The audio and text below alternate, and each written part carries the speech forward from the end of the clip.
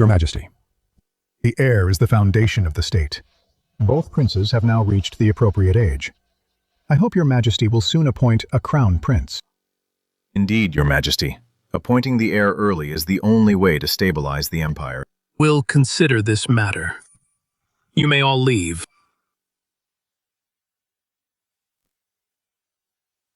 The eldest Prince Yushu is kind-hearted, but he's too soft and too trusting of others.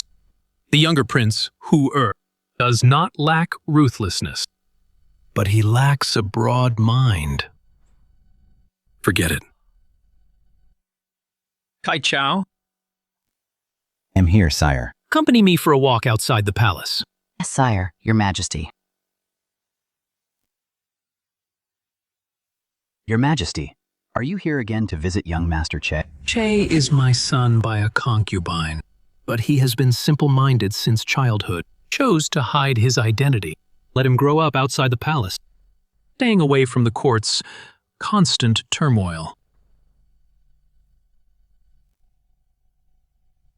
This might actually be a blessing for him.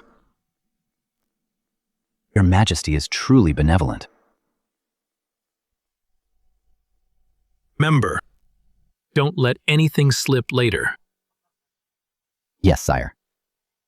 Your Please, Master. Oh, you.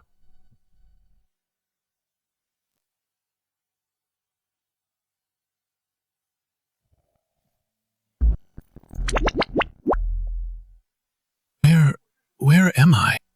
Didn't I get hit by a truck? Oh my God. I've transmigrated. I actually transmigrated into the first unified dynasty in history, Great Yan, and became a merchant's foolish son. Wait, that means in a few years, the first emperor will kick the bucket. A useless prince will forge a decree to take the throne. The world will fall into chaos. No way.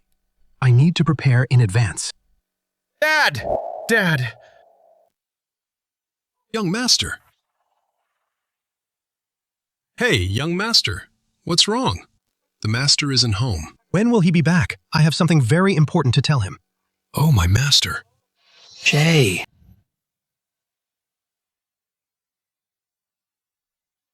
What important matter do you want to discuss with me? So this is my random dad. He looks quite dignified. I'll get him to join my grand plan later. Let him be the emperor, and I'll be the crown prince. The Eastern Palace will be full of beauties. Wouldn't that be wonderful? Oh, Dad, you're just in time. Something big, something huge is happening. Oh. Do you want a new toy? Or should I get you a new maid? Oh, come on. What are you talking about? Right, Dad. Let me tell you. Great Yan is about to fall. The world will be in chaos then. We should start an uprising together. You can be the emperor, and I'll be the carefree crown prince. How about that? No. Oh boy, Master. The young master has been simple-minded since he was young. He was just talking nonsense. Please forgive him, Master Che. Why would you say that? It's all because of that first emperor and his great deeds. He's hardly a man at all. No. Oh dear, young Master. You're still confused. Please stop talking nonsense, okay? I'm not confused. Right now, I'm clearer than ever. Think about it. What kind of real man would raise such useless sons? Back then, the first emperor should have just left them on the wall. How dare you? This foolishness of yours. Oh, my master. Master, I'm not foolish or crazy. Think about it. How heroic and domineering the ancestral dragon was back then. Unified the 6 states, stabilized the world, saved the people from the fires of war, standardized the script and the carriage axles. Laying the foundation for future civilizations. He was the greatest emperor of all time. What did you say? The first emperor was the greatest of all time. Yes, exactly. Oh, my master. What the young master said before was all just nonsense, but this sentence is spot on. Wasn't talking nonsense before. This Great Yan is definitely doomed. If the first emperor were still around, the Great Yan would naturally be safe. But what if the emperor kicks the bucket? Oh my. Hey. Master, Good heavens, my little ancestor, I beg you, please stop talking. Okay, Look at how cowardly you are. We're family. What's there to fear behind closed doors? What are you afraid of? It's not like the first emperor can hear us. When that time comes, the crown prince will naturally succeed the throne. See? Isn't that exactly the key point I just mentioned? The first emperor's biggest mistake was siring those two useless brats. Logically, for a man like the first emperor, those two sons shouldn't be that useless. Could it be that he was actually cuckolded? Don't insolence. How dare you? Oh, dear master. Master. You are being presumptuous. What are you getting so worked up about? Do you really believe that those two useless princes can be good emperors? Is that not the case? Give me a break. As for Yu Shu, To put it nicely. he is kind-hearted. But to be realistic, he is pedantic and incompetent. He will only ruin the country with empty talk. Oh my. You actually know something about the crown prince. Young master, based on what you said, does it mean Hu-Er is fit to succeed the throne? I am Hu-Er's teacher after all. If Hu-Er succeeds the throne, that would be wonderful. Him. He is even worse. As for him, he has a bad temper and no talent. If he takes the throne, he would be an incompetent tyrant. Even those ministers in court don't dare to say they fully understand the characters of the two princes. Yet Chair's evaluation hits the nail on the head. Sigh. If only one of them were more promising, I wouldn't be so troubled by the succession. However, Hu-Er has Kai Chao, that old geezer, helping him. Once the emperor kicks the bucket, Sigh. That scoundrel Kai Chao we'll team up with the prime minister. push Hu-Er onto the throne. At that time, Great Yan will... what did you say? Forging a decree. Who? Kai Chao. Oh boy. I never expected. He would have such guts. Oh, my father, you are just a businessman. Of course you wouldn't know anything. Let me tell you that Yu Shu, he is also a loser. That old dog Kai Chao forged a decree for him to commit suicide, and he actually believed it. Daring to make a prince commit suicide?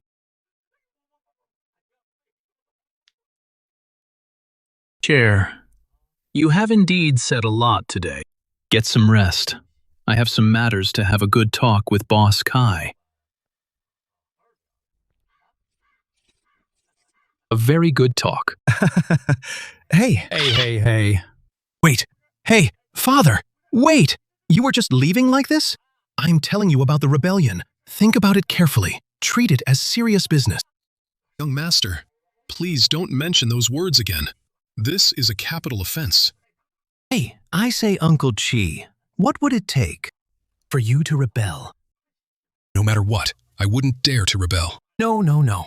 If at this time you have granaries full of grain, wealth that rivals a nation, and under your command, loyal, great generals, this throne of the emperor, wouldn't you want to sit on it? This. Sigh. You are tempted, aren't you? That's why I said, talk is useless. You have to take action. Only with grain in hand can you feel calm in your heart. Uncle Chi, go get pen and paper. I'm going to draw some blueprints today.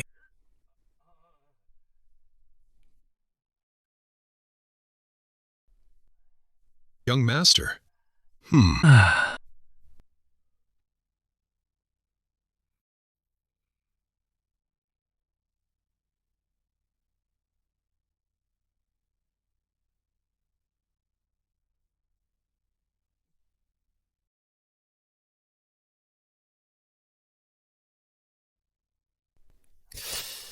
Have the craftsmen in the manor build it according to my blueprints.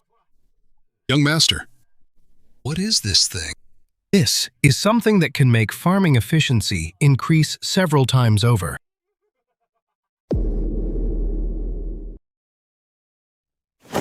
Kai Chao, Your servant is here. you have been by my side for many years. I never expected this. That you would have such audacity.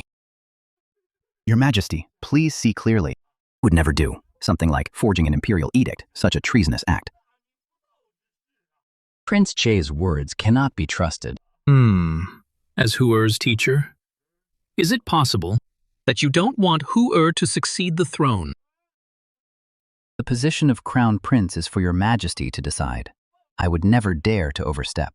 Great Yan is ruled by law. Even if he might in the future commit the crime of forging an edict, I cannot punish him now for something that hasn't happened yet. Go back and reflect on your actions. But remember this. As long as I am alive, this world still belongs to me. Thank you, Your Majesty. Thank you, Your Majesty. May Your Majesty remain in your prime and Great Yan never fall. Begone. Yes. Regarding this matter, Chair surprised me the most. He is far from the court, yet he sees the threat to the succession so clearly. Could it be that Chair is not foolish, but actually incredibly brilliant? Your Majesty, urgent report from the Minister of Agriculture. The weather has been poor this year. There is a risk of a poor harvest. Summon Yu Shu and Hu-Er. Yes, sire.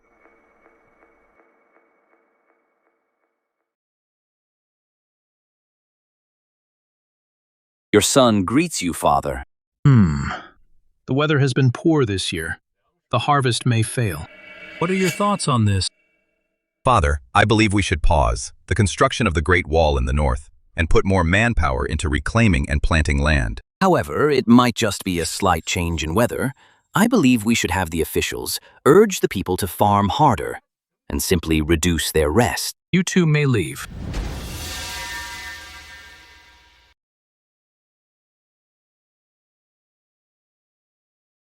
These two sons of mine are still too naive. I wonder if Chair would have any ideas. What am I thinking? Chair has had no good teachers since childhood, has never been exposed to the art of governing a nation.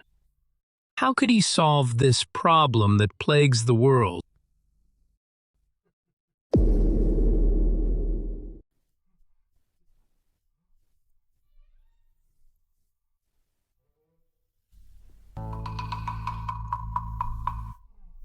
This. Young master, is this what you were talking about? That could increase farming efficiency by several times. That's right. This is exactly it. What? Don't you believe me? This. Chair Hey.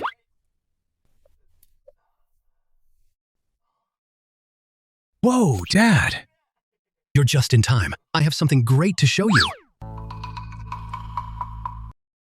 What is this? I had the craftsman make this thing overnight. It's very useful. You wasted time and materials just to make a toy like this. Sigh, sigh. I thought Chair was getting smarter, but now it seems he's still just a playful child. Wait, young master. This seems to be a tool used for farming. Hey, Manager Kai is the one with the sharp eyes. You flatter me. Dad, you should really learn from him. All right. Wouldn't dare. I was just guessing. Hey, son, what's the use of this farm tool? Try it, and you'll see.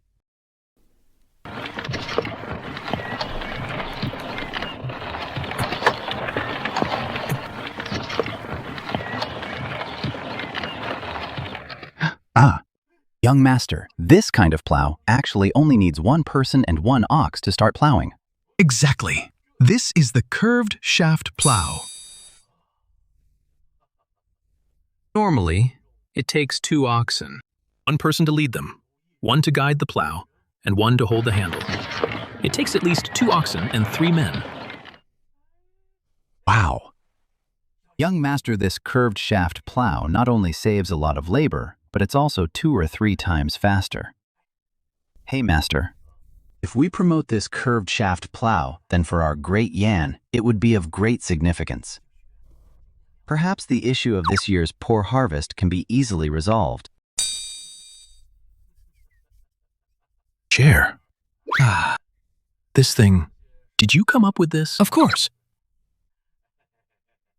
problem of crop failure. Yu Shu and Hu couldn't find any solution, but Chair's invention is truly effective. It can solve the problem. It's a monumental achievement.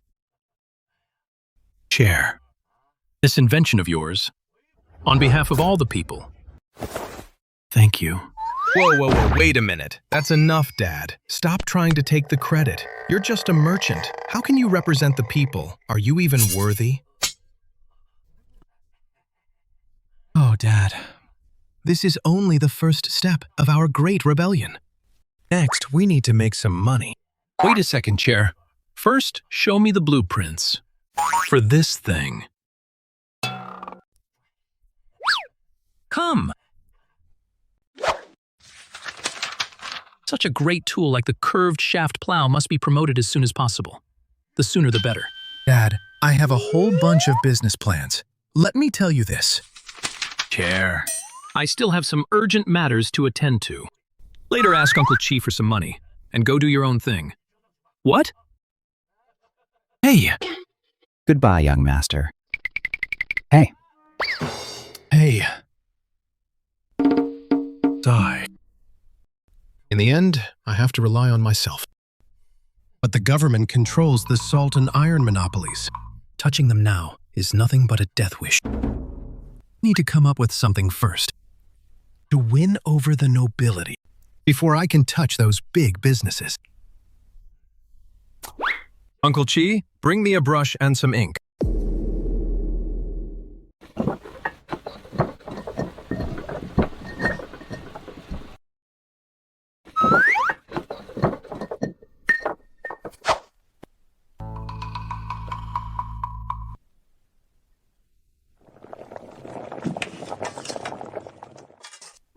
Keep stirring. Young master, what on earth are you making? Using plant ash and oil. This is good stuff. Remember, use beef and mutton fat. Never use lard. Later on, pick some flowers of different varieties, and they must be fragrant. Large ones. Dry them out, crush them, add them in. Can this really make money? Uncle Chi, you hire a couple more accountants. I'm afraid later on, you won't be able to keep track. Young master. Young master. Young master. Young master. I found out everything Lan Guifang in the city is the most expensive cosmetics shop in the capital. Those who frequent it are all from powerful families. Ladies and young misses. Good. That's where we're going. Uncle Chi. Yes. Give me a sample. Oh.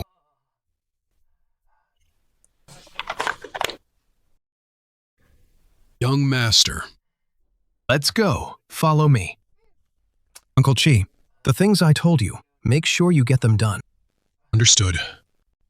Let's go! Sigh, honestly. I don't know where he gets all these strange ideas. If this keeps up, I don't know about accountants. But as for craftsmen, we'll definitely need to hire more.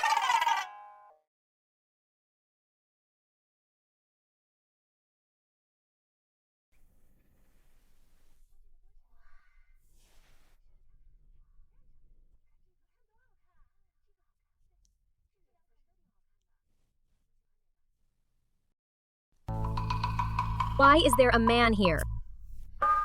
So stinky.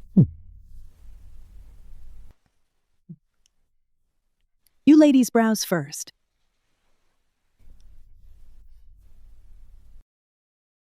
Hey! Young master, you're in the wrong place. Our customers are all high-status ladies and misses. You. Oh, manager, if you kick me out now, I'm afraid in a moment you won't just be crying, you'll be on your knees, begging me to stay. Oh, please. You're quite the joker. What we sell here are all things for women. A grown man like you? What are you doing here? Leave now, if you offend the noble guests inside. You won't be able to handle the consequences.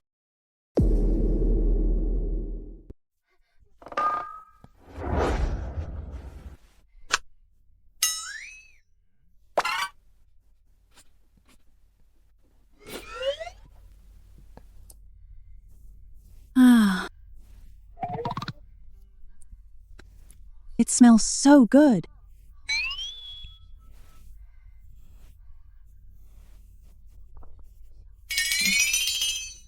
What is this? Why does it smell so wonderful and it feels so smooth? What a shame. It seems the shopkeeper doesn't want to do business with us. We'll just have to find another shop. Hey! Oh, young master, don't go. Let's talk inside. Talk inside.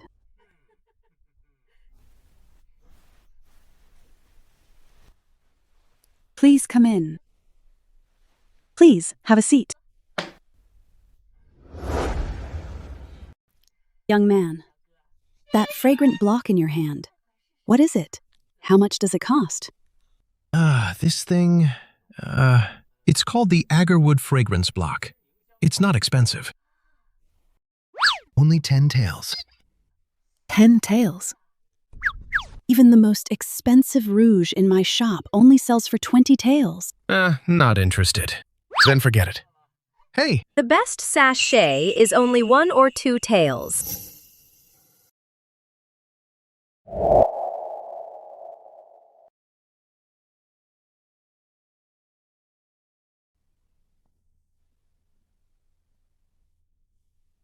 Common ones are only a few jus. This one fragrant block costs 10 taels. Do you think Lan Guifang is a total sucker? And this is? This is the owner of Lan Guifang, Ms. Meng. Young master. She is the daughter of the Meng family, the great general of Diane's northern army. Meng Bo's daughter, and the niece of Diane's high minister, Meng Jian. Correct, that's me. So, you plan to sell this small, fragrant block to me for 10 taels. I was just looking to connect with the elite. And now I've caught such a big fish. Ms. Meng, this isn't like a sachet. That only gives off a scent. Shopkeeper, please bring a basin of water.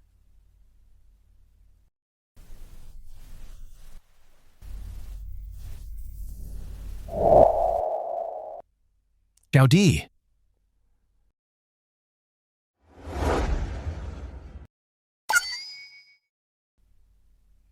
Show them.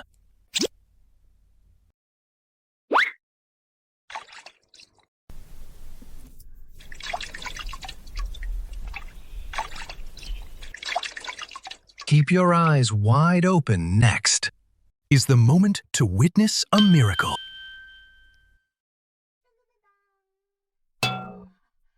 This. It can actually wash so clean. Not only that, after washing with this, there's a faint, delicate fragrance. At this time in Diane, people can hardly even wash themselves clean, let alone smell good after washing. No woman can resist this kind of temptation. Ms. Meng, so my fragrant agar block, is it worth 10 taels? I was being too forward. Haven't asked for your name yet, sir. My name is Qin Che. Ms. Meng, if you're interested in this business, we can discuss it properly. Mr. Chin, while this fragrant agar block is good, it's not exactly worth 10 taels apiece. Oh. Then what price does Ms. Meng think is fair? 5 taels. I think that's a fair price. That won't do. In all great Yan, only I can make this. 7 taels, then. In all Great Yan, only my Langui Pavilion can sell this product. You should understand, Mr. Chin. It's this product that needs my Langui Pavilion for sales, not my Langui Pavilion that needs this product.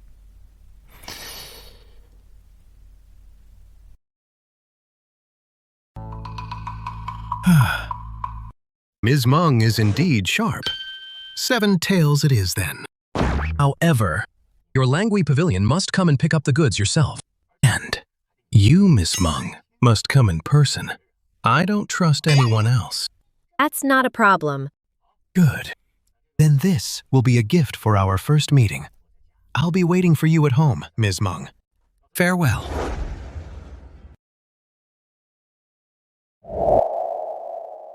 Boss, this is truly good stuff.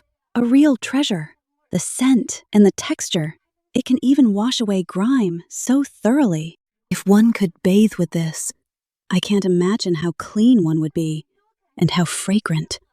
Even more fragrant than those noble ladies.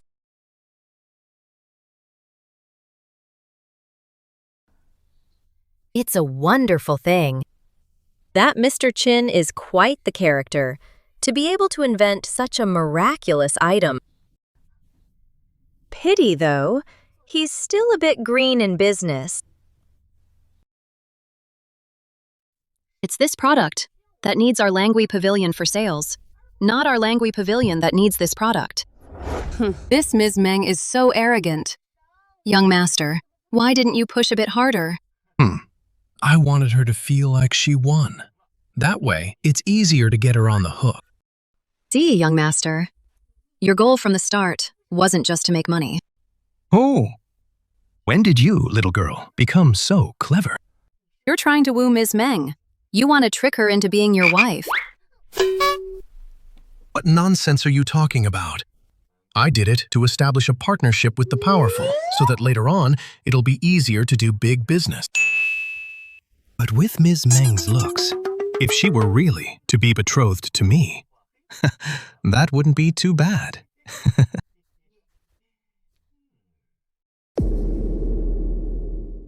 Move faster, everyone. Don't be so clumsy. I'm talking to you. Don't give me... Uncle Chi, various samples. How are they coming along? Oh, young master. Luckily in these fields we use those curved shaft plows. Otherwise, even this many hands wouldn't be enough to satisfy all your whimsical ideas. Working day and night, we finally made these.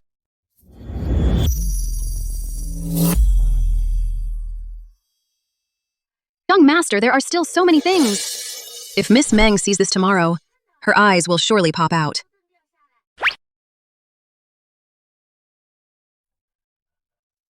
Jinger. Jinger. Jinger. Die so early in the morning. Where is Jinger? Jinger left the city early this morning. What? She left the city? What is she doing outside the city? How many people did she take? She said she was going out for business. No need for guards. She went by herself. This is nonsense. Big Brother is guarding the northern border. What he worries about most is his precious daughter. If she loses a single hair, Big Brother will skin me alive when he returns. No, I have to go find Jinger. Someone get my horse ready. Assemble the guards. Oh, father, you're here. Manager Kai, look. Chair is so thoughtful. He even prepared tea for his father. It's not for you. Not for your father? Then who else is coming here? My business partner. Oh, a business partner. Their background, I'm afraid it'll scare you to death. You, from now on, you shouldn't underestimate yourself anymore. Don't think just because you're a merchant that you're inferior to others. Yeah. Your son here has indirectly helped you get connected to someone high up. Oh, then I'd like to see just how high up they are. Young Master Che doesn't know yet that his father is the most powerful person in the world.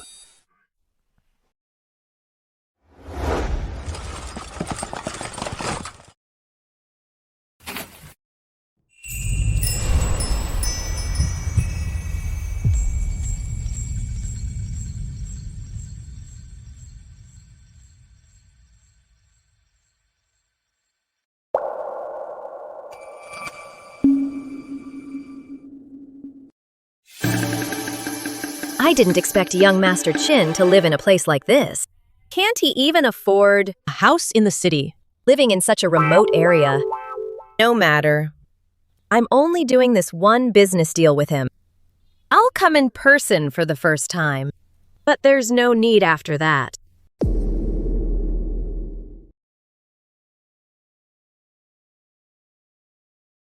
Oh. Please, take a seat. Let me introduce everyone. This is my father. This is the Northern Army General's daughter, the niece of the Great Yan's High Minister Meng Jing. Ms. Meng. So she is Meng Bo's daughter.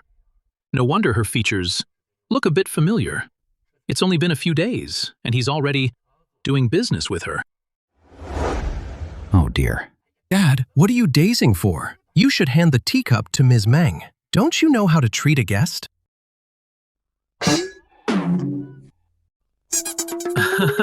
Oh, no, sir. Let me do it. Here, Ms. Meng. Please. Greetings, Uncle. Yes, hello. Wonder how big of a business Mai Che and Ms. Meng are doing. Oh, not much. Just 7,000 or 8,000 taels. That much? Although business is a lowly pursuit, but for Che to be able to, in just 2 days, with the Meng family's daughter do business worth thousands of taels, is truly impressive. This young Master Che is actually a business prodigy. It's just mutually beneficial.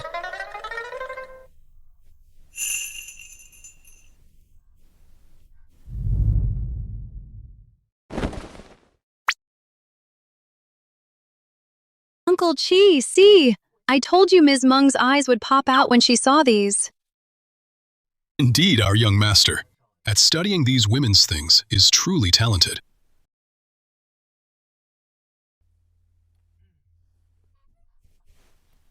Mr. Chin, what are these things? Did you make them all? Oh, Miss Meng, you mean these?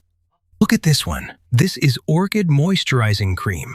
Traditional moisturizing creams contain lead, which damages the skin over time. Mine is lead-free, more hydrating, and has a faint fragrance. Of course, your Lan Guifeng surely doesn't need this.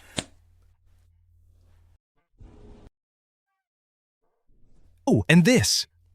This is Rose Dew. It moisturizes the skin and scents clothes. Oh. It can also, be used on the lips. Of course, Lan Guifeng naturally doesn't need this either.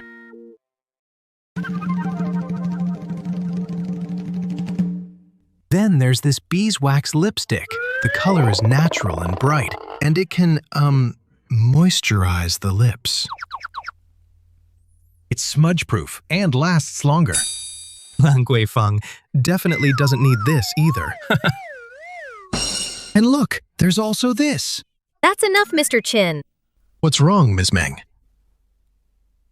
Are you feeling unwell? Mr. Chin? Can you sell these things to my Lan Guifeng? Miss Meng, you must be joking with me. These things aren't worthy of your Lan Guifeng. How was I to know you had so many good things? Opening a shop would be enough to outshine Lan Guifeng. You rascal! Why didn't you say so yesterday? Ahem. I apologize, Mr. Chin. Yesterday, my words were inappropriate. What? What did you say? I can't hear you. I said I'm sorry. Shouldn't have spoken like that yesterday. Please, Mr. Chin, give me another chance. Now that's more like it. Come. Then let's sit down and talk business properly. This kid actually has a bit of a knack for reading people.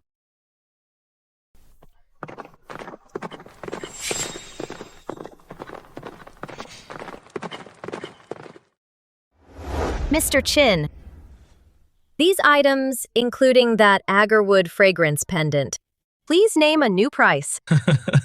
All right. These things I can give you full authority for Lan Guifeng to sell them. As for how you sell them, or for how much, won't interfere. Then what do you want, Mr. Chin?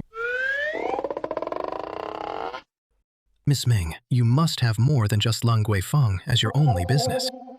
Since we're so destined, why don't we cooperate deeply on all fronts? What? You want to get involved in other industries too?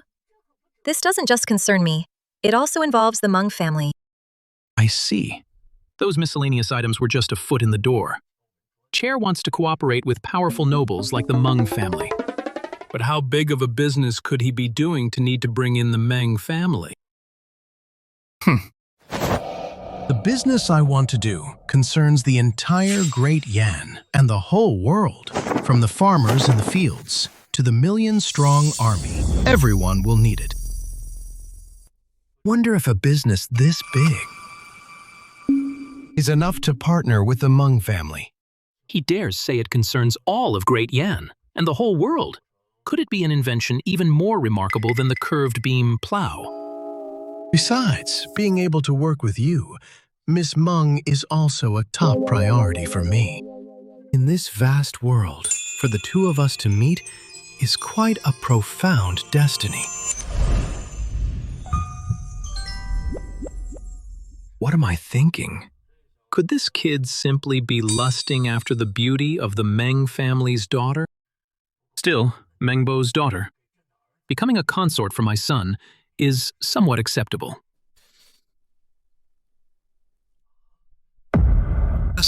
Master! Young master, something's wrong. A troop of soldiers has suddenly surrounded our manor.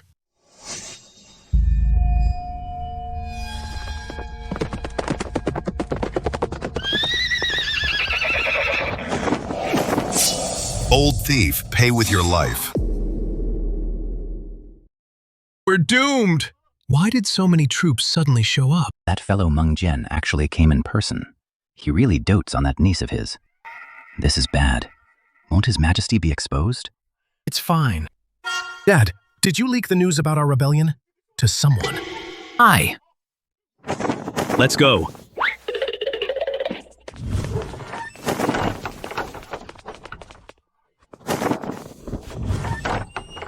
Chair, didn't you claim you wanted to rebel?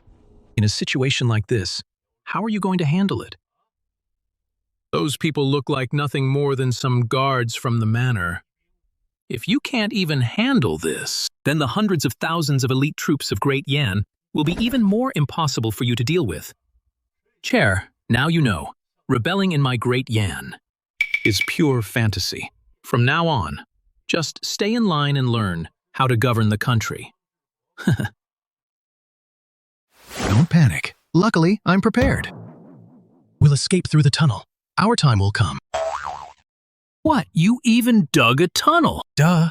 We're about to be rebels. Shouldn't we have some safety awareness? Come on, Dad. You first. What? You want your father to crawl through a dog hole? Oh, come on. Look at the situation. Who cares if it's a dog hole or not? Don't worry. When you're emperor, no one will dare mention this. Besides, back then the ancestral dragon was also chased around. Does anyone ever bring that up? Hurry up. Even a dog wouldn't crawl through that. You scoundrel, pay with your life. Scoundrel, pay with your life.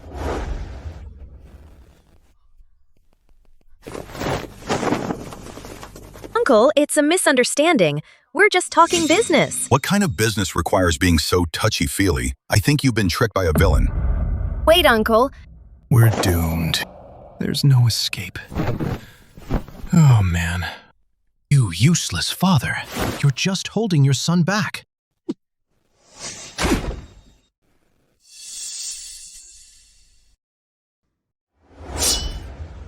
Kid, your life is mine. Not even the heavens can save you. Mark my words. It's him. I'm reporting him. It was all his idea.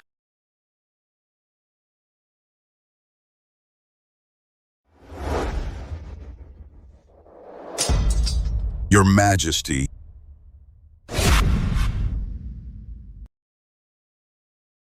It's over. Your Majesty. What the heck? What on earth? My lord, You must have mistaken me for someone else. Look, this jade pendant of mine is just a replica.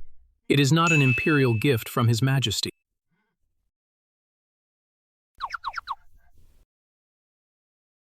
what does His Majesty mean by this?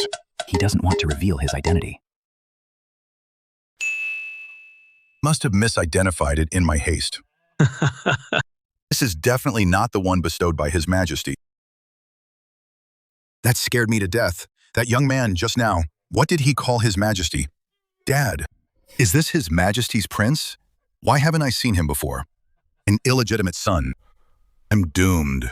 Did I just say that I was going to take this kid's life? So he mistook the pendant on his father for the first emperor's imperial gift. Uncle, you've misunderstood. I am indeed with young Master Qin discussing business. Discuss. We must discuss. Discuss it well. We must reach a deal.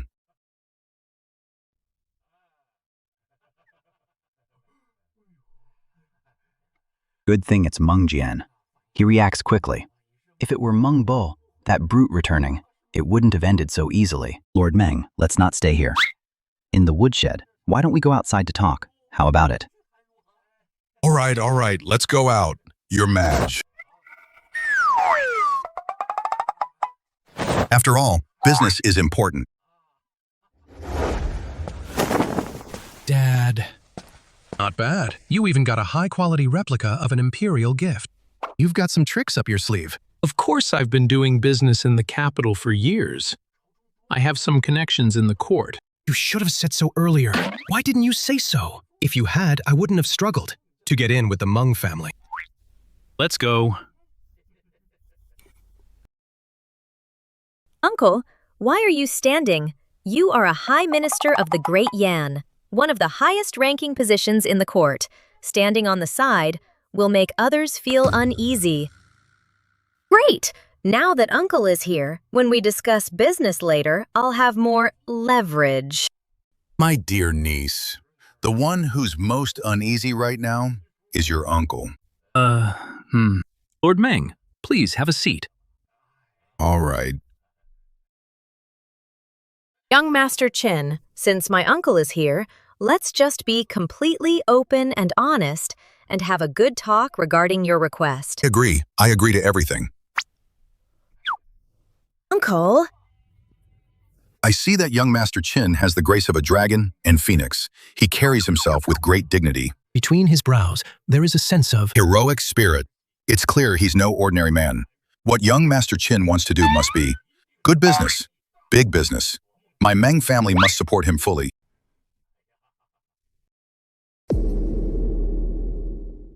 Uncle, Who negotiates a deal like that? Oh, Lord Meng, you're really something. Talking like that right after we met. Just the honest truth, I thought Miss Meng and I were destined to meet. Didn't expect that with Lord Meng, we'd hit it off like old friends. For my Jinger to know young Master Qin is her good fortune. Just wonder what kind of business young Master Qin has in mind. Iron smelting. Young Master Qin, private smelting of pig iron is a serious violation of Great Yan law and a grave crime. Oh. Even if you involve the Meng family, we wouldn't dare do something so forbidden. Iron smelting is indeed a major business for both the people and the military. But regarding pig iron smelting, His Majesty has always been very strict. Even the two princes aren't allowed to touch it. Now that this young master brings it up, is it His Majesty's idea? But His Majesty didn't give me any hint. How should I respond to this? What I'm going to smelt isn't the usual pig iron of Great Yan. As long as it's not pig iron. Bloomery iron can already be smelted by the people. Its quality is poor and can only be used for farm tools and furniture. There's no harm in doing that business. Of course. How do you need my Meng family to cooperate? Well, although I am not smelting pig iron, however, Lord Meng, you know Great Yan is quite sensitive about this kind of thing. Without any backing, it might be hard to move forward. Simple. When you're ready to sell it, my Meng family can endorse you. Oh, Lord Meng, you are truly noble. With the Meng family's backing, it will surely go smoothly. As for the profits, We'll split them 50-50. Young Master Chin, my Meng family is taking such a risk, 50%. Isn't that inappropriate? Inappropriate. Absolutely inappropriate. A 10-90 split. It must be 10-90. Uncle, 90% is way too much. My Meng family only wants 10%. 10%. I'll be upset if you give us any more. Oh, Lord Meng, you are truly noble indeed. It's a deal then. Good. Well, I have some other matters to attend to, so I'll take Jinger and head out now.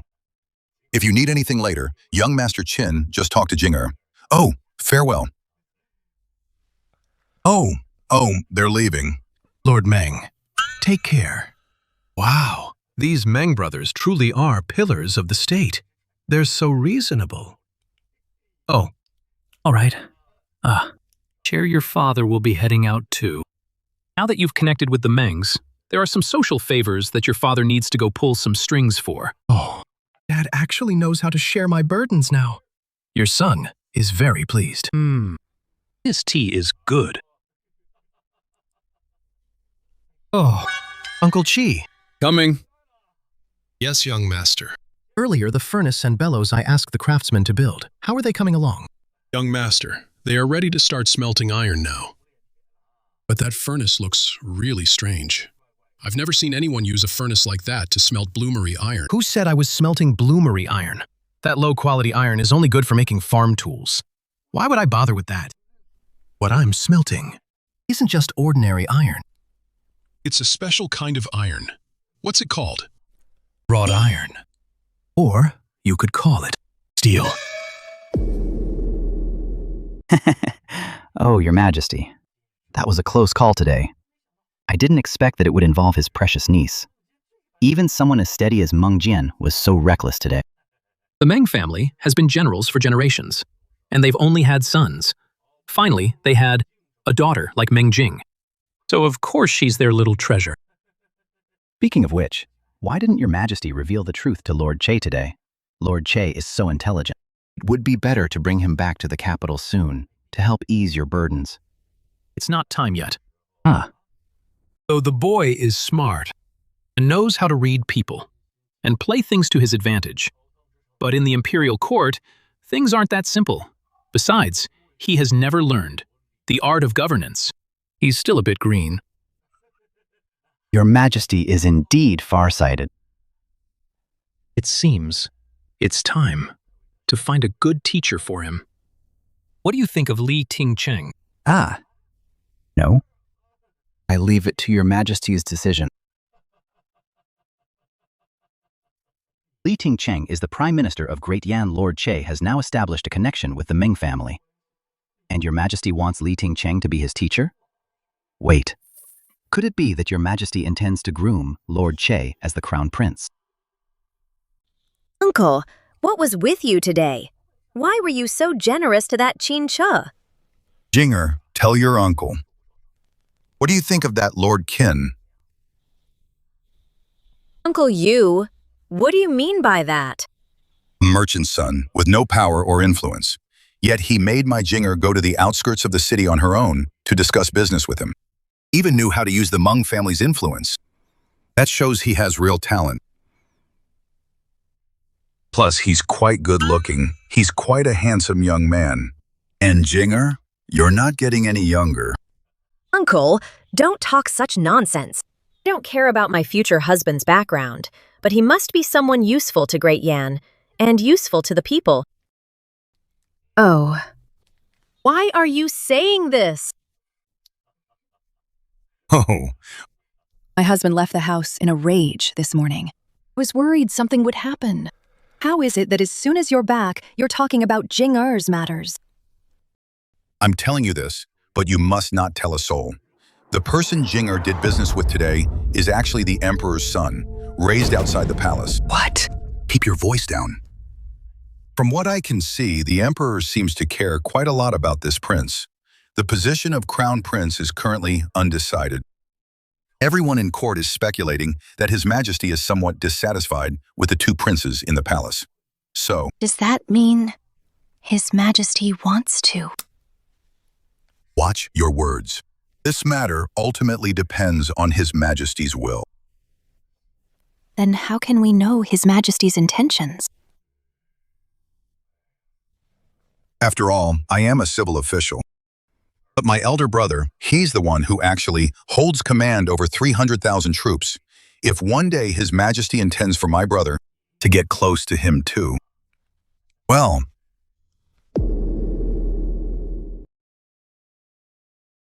Your Majesty, those curved plows are now in mass production and will soon be promoted throughout Great Yan.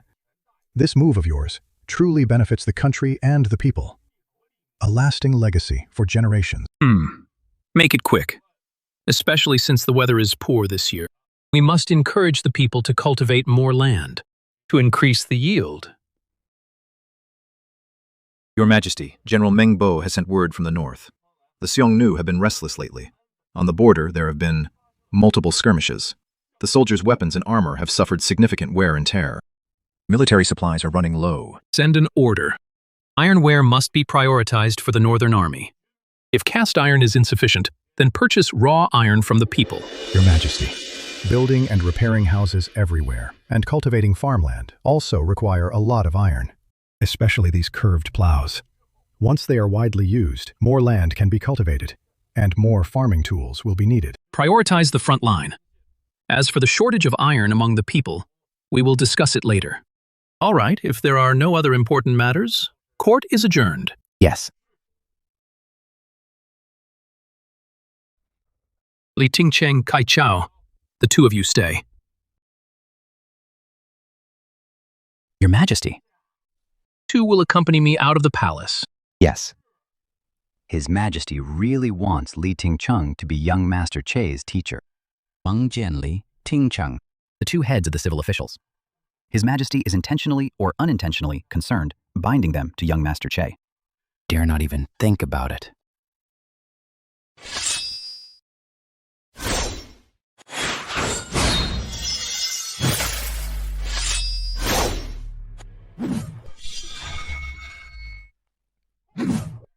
Wow, young master. You're amazing, young master. You're so handsome, young master. You're incredible.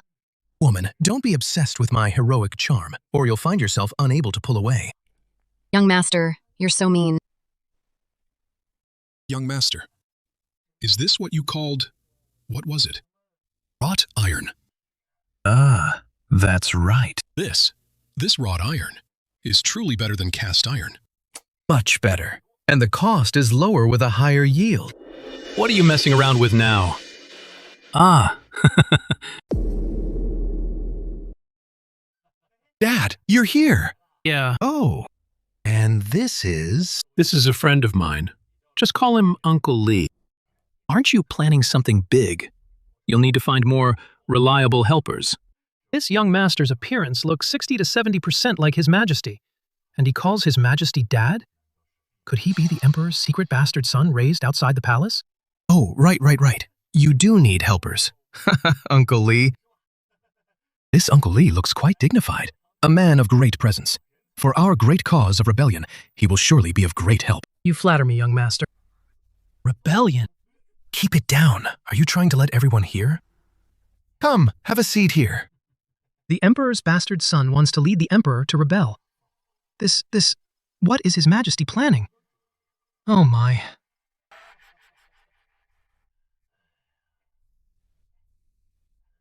Master. Chair, how is the iron smelting business with the Meng family going? The iron business with the Meng family? His Majesty. Is he secretly letting his bastard son run a cast iron business outside the palace, and even having the Meng family help him? This violates the laws of Great Yan. Why would His Majesty do such a thing? It's going pretty well. After some trial and error, we only wasted a bit of ore. But it's fine. It's back on track now. We're about to scale up. See. Although it's just pig iron, it is a necessity for the people. Scaling up is no problem. Oh, so it's just pig iron. The northern border war lacks iron, and the people need it for farming. Smelting more pig iron is indeed a good thing. What pig iron? Why would I smelt that junk? Then you are. Hey, don't be in such a hurry. But it's not cast iron either. Then what is it? Look, this is the wrought iron I want to smelt. Wrought iron. May I ask, young master, how is this different from cast iron? Oh my. Then watch closely. Uncle Chi. Yes.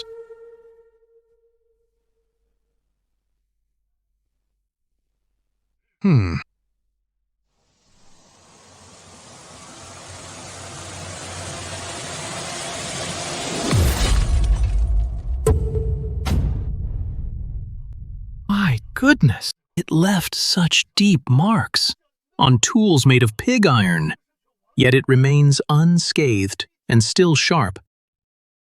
Ordinary cast iron could never do such a thing. If the Great Yan army were equipped with such weapons, they would be invincible. Hey, this is another new invention by the young master. Correct. I adjusted the process and produced this wrought iron. Dad, look closely. This is no small feat. Once we start selling it, imagine how much money we'll make. Make money. Is this just about making money? If General Mengbo had weapons and armor made of wrought iron, the Xiongnu wouldn't dare cross the line. It could even completely change Great Yan's military landscape. Great. Excellent. Once this sword is drawn, all weapons in the world will pale in comparison. Our Great Yan armored cavalry will be unstoppable. May I ask, young master, this wrought iron compared to pig iron, how is the cost? Oh, even if the cost were 10 times higher, it wouldn't matter.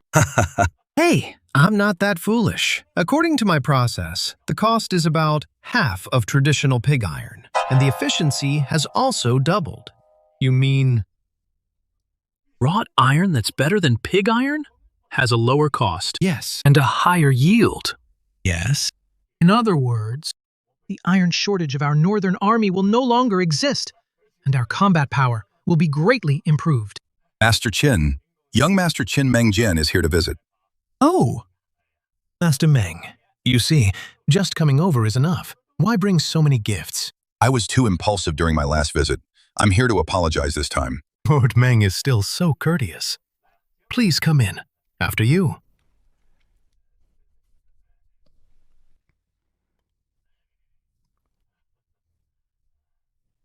His Majesty even brought Chancellor Li along this time. It shows how much he values young Master Che. Oh, Miss Meng. Haven't seen you for a few days. Did you miss me? Why would I miss you? I don't know what's gotten into my uncle. Why does he value this kid so much, insisting on dragging me here? I admit he has some talent, and he's also quite good-looking. But compared to those, who can invent the curved shaft plow, talented young men, he's still far behind. What? You're saying the wrought iron invented by young Master Qin, its hardness and toughness are much better than pig iron, and the cost is only half. This is a great event that will change the landscape of the Great Yan Empire. It's a blessing for the people. Jinger, look. What young Master Qin is making is wrought iron, which is stronger than pig iron, costs less, and has a higher yield. This is more than just a business. This is a matter of national destiny. If your father's northern army soldiers could be equipped with such weapons, why should we fear the Xiongnu? This method of refining wrought iron, did you really invent it? Who else? Chair, why don't you take Miss Meng to where you refine the iron and have a look? All right, you two stay here. Hey, Lord Meng. Do you want to come and see too? Oh no. You young people just go, ha ha ha. Miss Meng?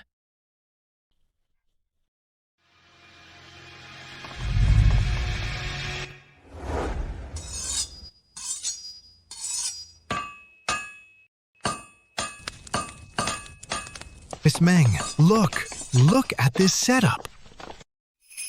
Look at my newly improved furnace. I'm telling you, traditional flat-bottom furnaces all use bellows for air. The iron comes out too slowly. So, I improved the air ducts and the furnace structure. The temperature is higher, and it saves more fuel.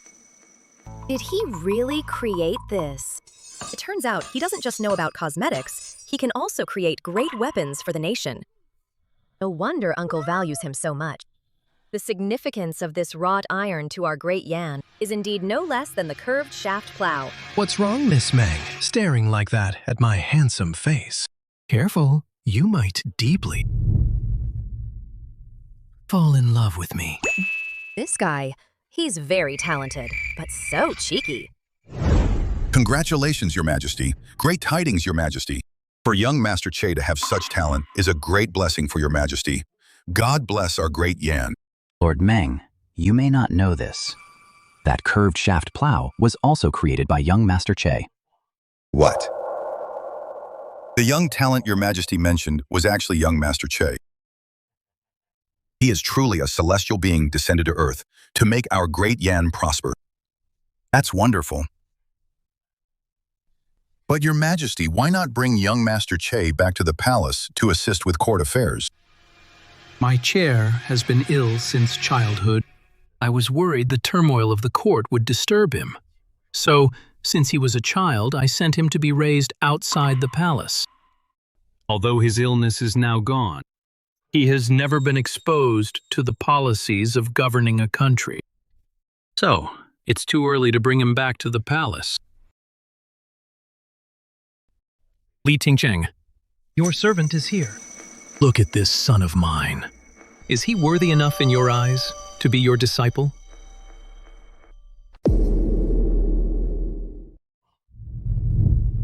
Your Majesty, young Master Che is exceptionally talented. I am unworthy. I fear I cannot handle such a heavy responsibility. No matter. He is brilliant at inventions. But the art of governing a country, he has never encountered it.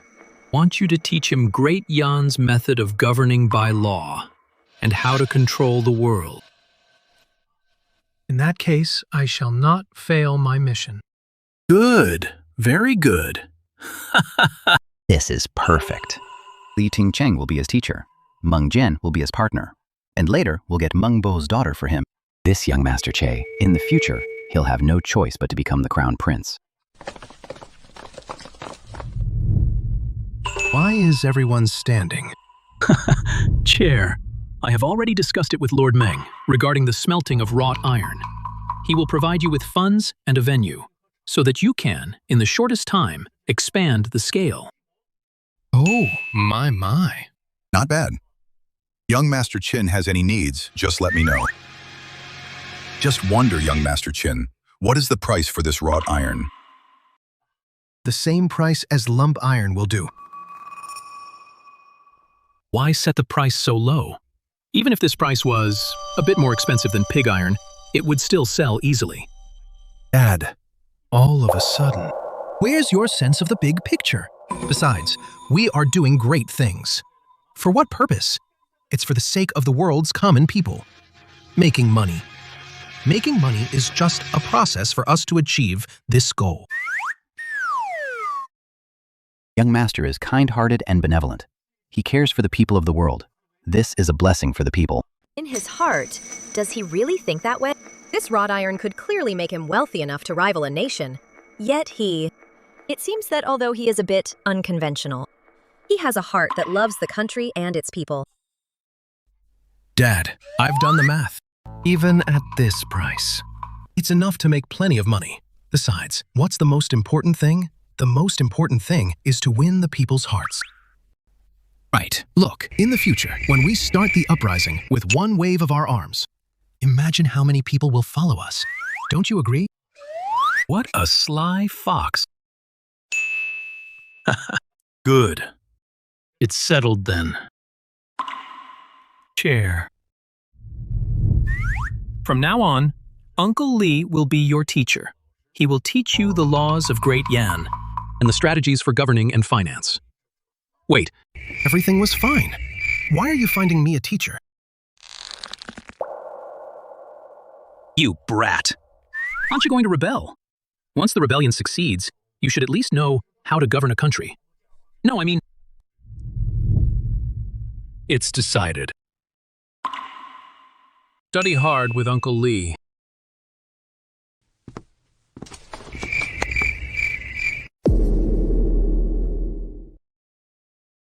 Prince Che lacked proper guidance in his youth. His foundation is weak. I must start teaching him from the very basics. Well, nobody is perfect. When it comes to inventions, he is already a natural genius. His lack of learning can be made up for over time. I should be more patient with him. Prince, what do you think? Besides elite troops and strong armor, how else can our great Yan rule the world? Standardizing the script and carriage tracks is the only way to establish a unified system of weights and measures for the nation. See. Not bad. Then, Prince, how do you think we can achieve all this? Through harsh laws, I guess. The current Prime Minister, Lee Ting-chung, he is a man of legalism who believes that only strict law enforcement can govern a country. I have to say his contribution to the unification of Great Yan is truly significant. Even thousands of years from now, he will still be remembered as a great figure. Quite right. At least on this fundamental issue, Prince Che has a clear understanding. It makes all my painstaking efforts worthwhile. Oh. What a shame. As for him, he is far too stubborn. He clings to those draconian laws of his and refuses to let go no matter what. In the end, when Great Yan falls into chaos, he will bear a huge responsibility. From that point of view, he is practically a criminal of history. Prince, you must not speak such nonsense. The way to govern lies in strict laws and harsh punishments. Heavy penalties for minor offenses serve as a warning to everyone. Only then can the world be stable. How could he possibly be a criminal? Oh, think about it. Suppose you and a group of people are drafted as soldiers and are required to arrive at the border within 3 months for duty. But what if you fail to arrive on time? What would happen? According to the laws of Great Yan, arriving late is punishable by death. Now what if, on your way, you encounter torrential rain, flooded roads, and washed-out bridges, making it absolutely impossible to arrive on time? What would you do in that situation? Well, arriving late is punishable by death. At that moment, people would realize, since death is inevitable either way, why not try rebelling instead? What if we actually succeed? Right. Similarly, if being late due to unforeseen circumstances only results in a mild punishment, what choice would you make then? We would continue to our destination. After all, rebellion is a capital offense, while being late is just a minor penalty. It is that simple. Given the same situation, Lee Ting-cheng's harsh legal system is actually for Great Yan a source of instability. If it were just a simple penalty, this issue would be completely avoided. Therefore, Lee Ting-cheng is wrong. Your Majesty, Prince Che's wrought iron smelting is progressing at full speed. Within 3 months, production could reach 10% of Great Yan's total iron output. The first batch of wrought iron has been sent to the Northern Army. General Meng Bo was full of praise. In recent clashes with the Xiongnu, they have won victory after victory. Good. All of the Meng family's investments will be reimbursed by the National Treasury. Continue to ramp up efforts. Your Majesty, Prince Che is truly a natural genius, and now he is being personally tutored by Chancellor Li. He will surely become Your Majesty's right-hand man soon. Lee Ting-cheng is profoundly learned. In the design of Great Yan's systems and their implementation, he has been deeply involved. Believe with his guidance, Chair will surely learn a lot. Oh, Chair. Once Lee Ting-cheng has taught you, you will understand that Great Yan's unification of the world was not achieved solely by the strength of its weapons. By then, your so-called idea of rebellion will naturally vanish into thin air. Kai Chao. I'm here, sire. I have some matters to attend to go on my behalf and see how Chair is doing under Lee Ting-cheng's tutelage. Yes, sire.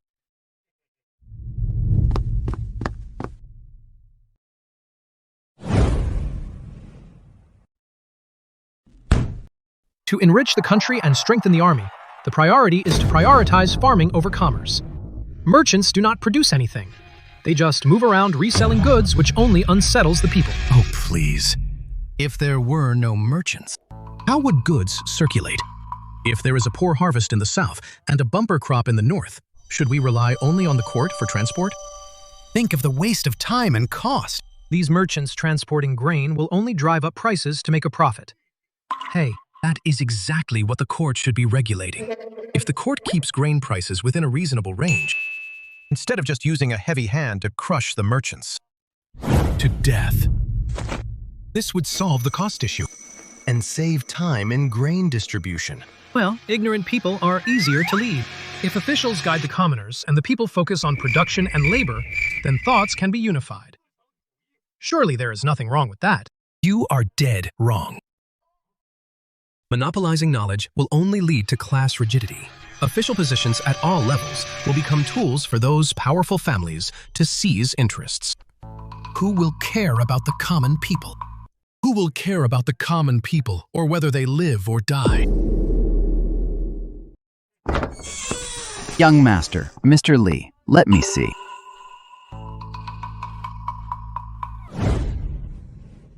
This. What happened here? What's going on? Oh my. You two were talking just fine. Why are you arguing now? I have no idea. You see, Uncle Lee has been coming to discuss things with me every day. But as we talked, he was the one who lost his temper first. Chancellor Lee is so knowledgeable. He knows everything from astronomy to geography. Yet he was actually, by such a young man, rendered speechless with anger. Young Master Chin, today. Let's just stop here for today. Let me go back first. Go back. And then... Hey, slow down. Take it easy. Young master, please stay here. I'll see him out first. Oh boy. Truth be told, this Uncle Lee, he's quite knowledgeable, but he's just too stubborn. If I can change his way of thinking and win him over, for my great cause of rebellion, it would be a huge help. Can't give up on this student. Oh my, Chancellor Lee, what on earth happened? His Majesty asked you to tutor Gongzicha well. But while you were tutoring him, why did you lose your temper? I pride myself on being well-versed in the classics, and I've taught many students. Some were brilliant. Others were stubborn. But this Gongzicha is the very first one to make me feel completely speechless. Gongzicha's ideas seem absolutely outrageous at first, but upon closer reflection, they aren't without merit. Perhaps the laws of our great Yan really should be carefully reconsidered. No, I must go and consult him again tomorrow. To think he made Chancellor Lee speechless. It's a pity. Gongzicha's brilliance isn't focused on the art of governing after all.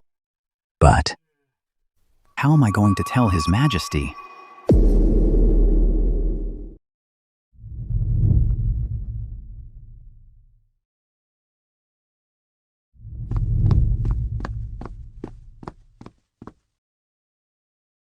Greetings, Your Majesty. How is Chair doing studying under Li Ting-cheng? Well... It's all right. Just speak your mind. Yes, Your Majesty. When I arrived at the manor, I happened to see Prime Minister Li being, left speechless with anger by Prince Che. What? Your Majesty, please be the judge. I wouldn't dare speak recklessly. Besides, Prime Minister Li told me himself that Prince Che is the first student to ever leave him speechless.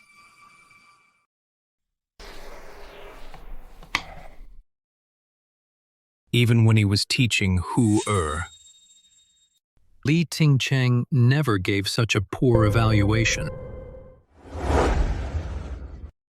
Your Majesty, with these two inventions, Prince Che is already a natural talent whose name will go down in history. It's understandable if he's not proficient in other areas. Chair is only human after all. It's me, who set the expectations too high. Never mind. Never mind. When I have time, I'll go see him myself. If he's really not cut out for it, then tell Li Ting-cheng not to waste any more time. The economic base determines the superstructure. Productive forces determine the relations of production. Science and technology are the primary productive forces. Uncle Lee, have you gained any insight? I think I'm starting to understand. Not bad. Wow. You know what? Among all the people of Dian that I have ever met, your comprehension is among the very best. Prince Che is actually so visionary. He isn't just doing some small-time tinkering, but standing at a great height, planning for the whole of Dian with a grand vision.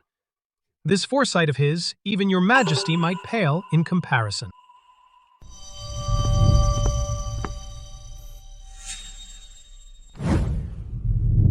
Uncle Lee, what are you doing?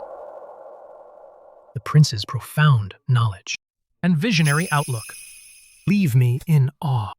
Discussing the Tao with the prince these past few days has been very beneficial. Better than 10 years of hard study. It has truly enlightened me. I am willing to call the prince my teacher. Uncle Lee, look at you. Forget about the teacher stuff. Oh.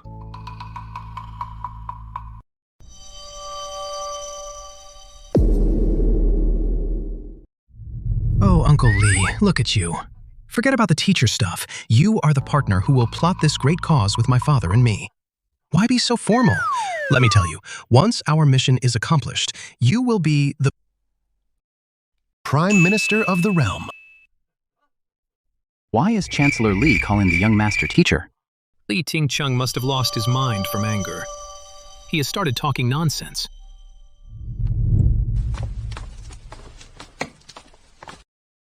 Your Maj? Master, I really need to tell you. These past few days, the young master... No need to say more. Shopkeeper Kai has already told me about it. Old Li, these past few days, teaching my worthless son must have been hard on you. Oh, Master, you have misunderstood.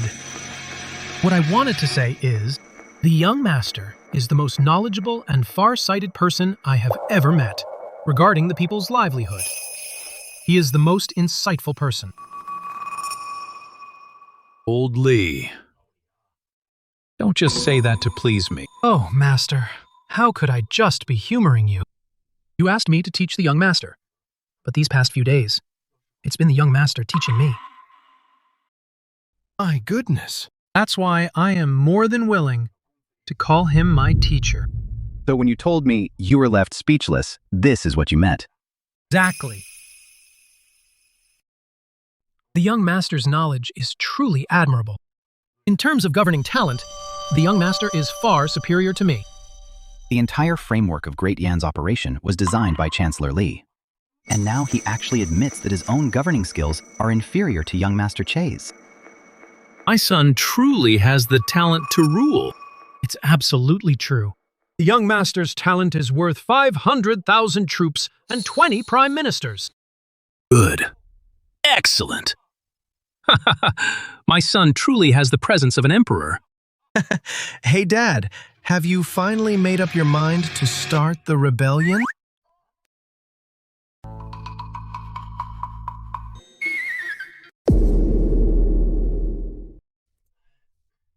Chair. There is still one thing I don't understand. Oh, what is it? Even if you think the princes are useless, after the emperor passes away, the world will be in chaos. But that is a long time from now. Why are you so obsessed with right now? Planning a rebellion? What long time? The first emperor doesn't have many years left to live. No, young master. You can't say things like that. Ah. Indeed, you might not know, young master. An immortal master recently joined the court to offer his refined elixirs. His Majesty will surely live a long life. Is that so? That's great news! Wonderful news! Exactly. good news. Great news. Once he starts popping those pills, he'll be at death's door. Once he's dead, we can start our uprising. It's a great thing. Isn't that great? So you're saying these elixirs are poisonous? Well, obviously, cinnabar mercury. Tell me, aren't they all highly toxic? So, in your opinion, If the Emperor doesn't take, these so-called elixirs, he would actually live longer? Definitely. Think about it. He has a brilliant reputation. But on this matter, he's acting like a total fool, ruining his legacy. Oh my. Hey, but then again, if he's so smart, why doesn't he find someone close to him to test the elixir? For example, that guy Kai Chao. Use him to test it. Even if he dies, it's one less pest to deal with. No, young master. You can't do that.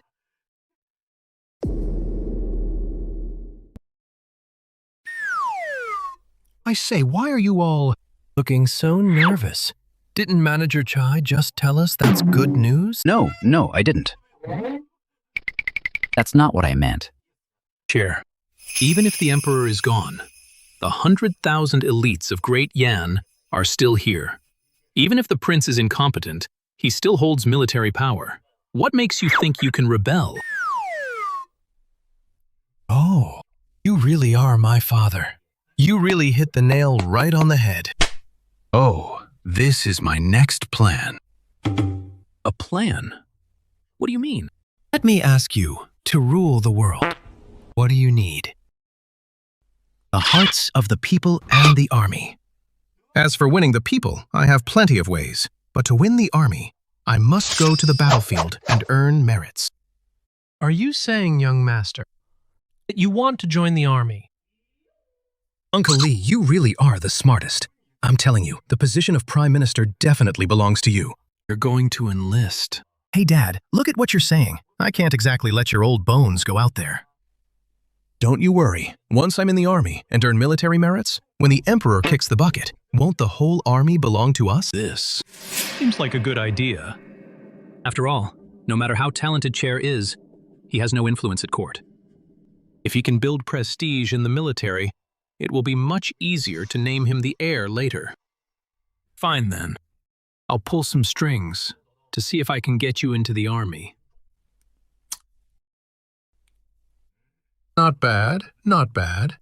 Dad, you are finally showing some initiative. It wasn't in vain that I've been helping you out. You brat. Just you wait. Young master, in that case, we'll be leaving now. Take it easy, Dad. Goodbye. Once we're back at the palace, for that immortal master, arrange a quiet place. Let him focus on refining elixirs. The elixirs he makes, let him try them first. Yes, Your Majesty. Send Chair to Mengbo's northern army. Start as a squad leader. Your Majesty, the Northern Army is the front line, fighting against this Yongnu. It's extremely dangerous. My son, if he wants to rule the world, he must endure this hardship. I want to see how he performs in the military. Your Majesty was clearly considering sending the eldest prince, Yushu, to the Northern Army. Now, he's clearly trying to groom Prince Che for the succession.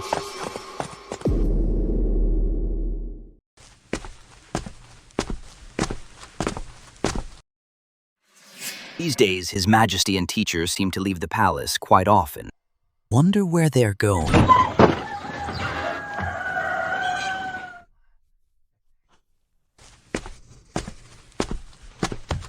My greetings, teacher. Oh. It's Your Highness. My greetings, Your Highness. Wonder why you, Father, and Prime Minister Li are leaving the palace. Well... Oh, it's nothing really. Just accompanying His Majesty for a walk outside the palace. Is Father going out to observe the people's lives? Then I must show my initiative too. Come to think of it, as a prince I should also head out for a look. How about tomorrow you accompany me, teacher, to take a walk outside together? How cute. Do you have to do whatever His Majesty does? Sigh. Why did I ever agree to be your teacher in the first place? Oh. Your Highness, what bad timing. Tomorrow I have important business to attend to.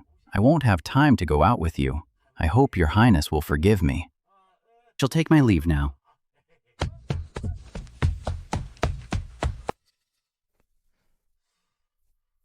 Why has teacher seemed so distant lately? Whatever, never mind. Since father often goes out for walks, then I'll do the same. There's nothing wrong with that, right? I'm so clever.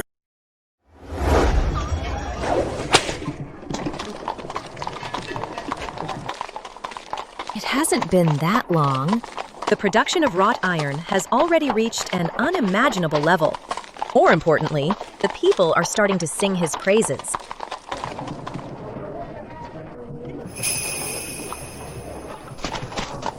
Uncle told me that even the curved plow was actually invented by that guy. He truly is a talented young man who benefits the nation. He's quite good-looking, too. He's just a bit improper sometimes.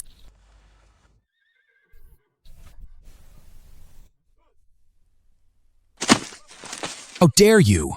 Who dares block the Meng family carriage? Is that Lady Meng in the carriage? Do you know him, my lady? Second Prince who?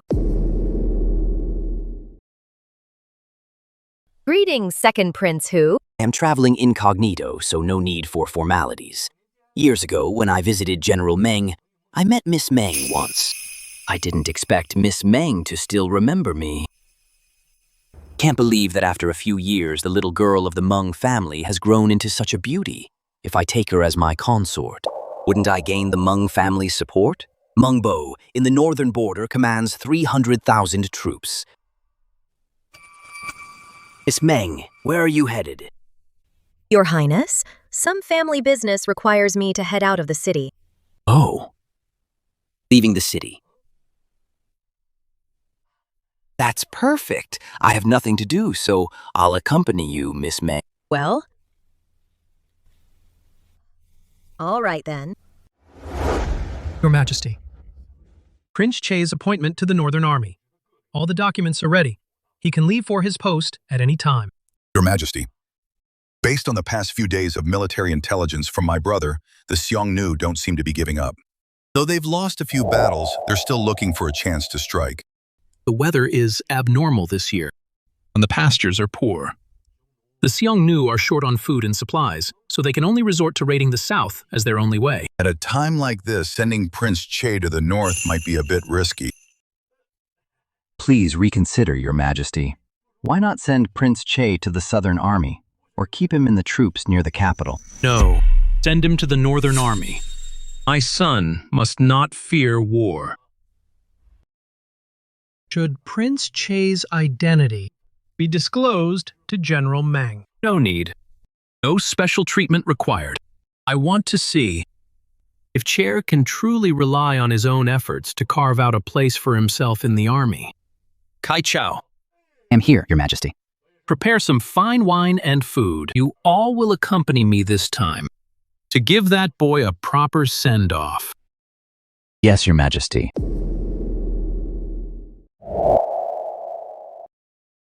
Young master, are you really going to join the army? Yes. But being a soldier is so dangerous, young master. What if something happens to you? Oh, don't you worry. I am not going to die that easily. Just be good and wait for my triumphant return. It's Ms. Meng. Ms. Meng is here. Perfect. I need to tell her about me joining the army soon. Put it away.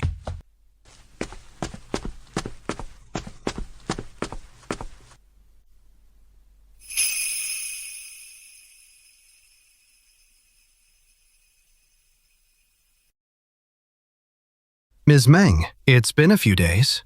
Did you miss me? Be serious.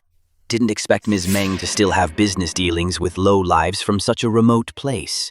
Like this. Who is this? Why is he riding with you? Quickly greet the second prince who. Hu-er. So this is the fool who squandered the Great Yan Empire in just a few years. Unbelievable. I've been in Great Yan for so long without seeing the first emperor, only to meet this fool first. Greetings, Your Highness. Come, I have something to tell you.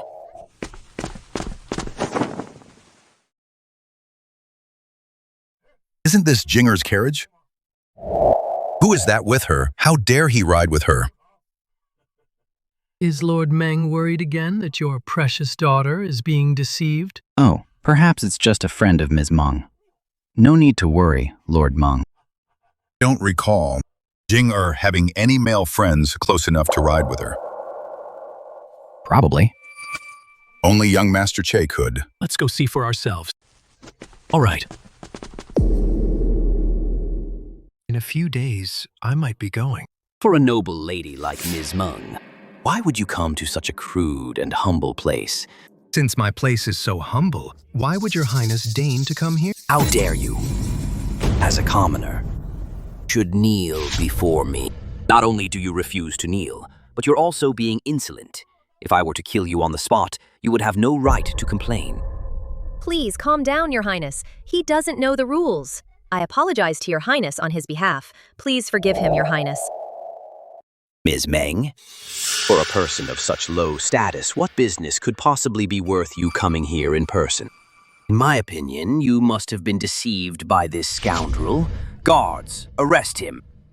Need to interrogate him thoroughly. Please listen, Your Highness. This man invented the curved shaft plow and the wrought iron smelting method. His partnership with the Meng family was even finalized by my uncle in person. He is definitely no scoundrel. What? He invented those. It's absolutely true. Lately, Father has been praising these two inventions every day. He has even more than once used them to lecture me. To think it was this wretched kid who came up with them. Even so, he is still just a wretched country bumpkin. My status as a prince is 1,000 times more noble than his. Regardless, disrespecting a prince of Great Yan is an unforgivable crime. He must be arrested. I'd like to see who dares touch Mr. Chin.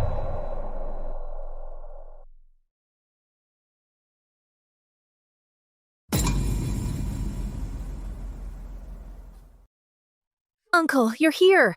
Please talk some sense into His Highness. Your Highness.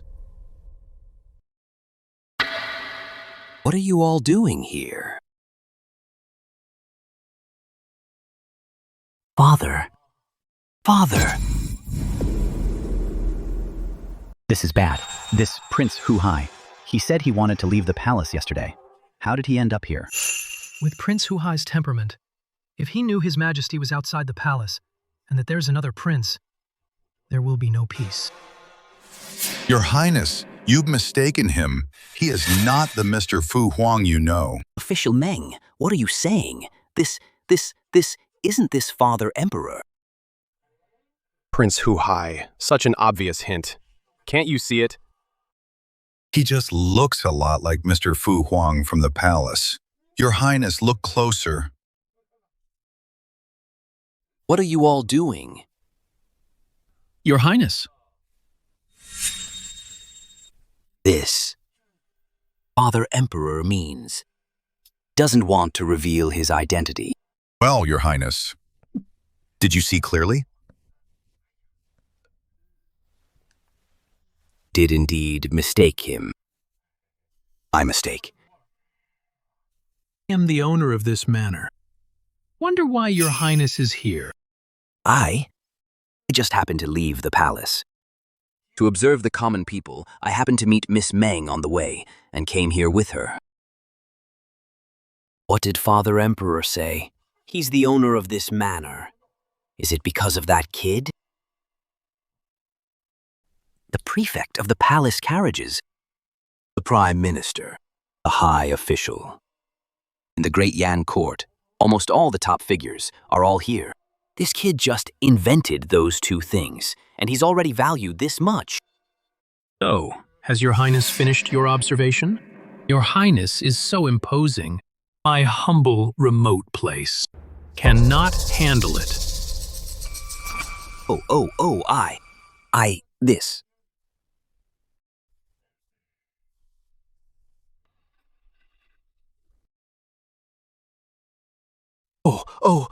I'm leaving right away. Leaving right now.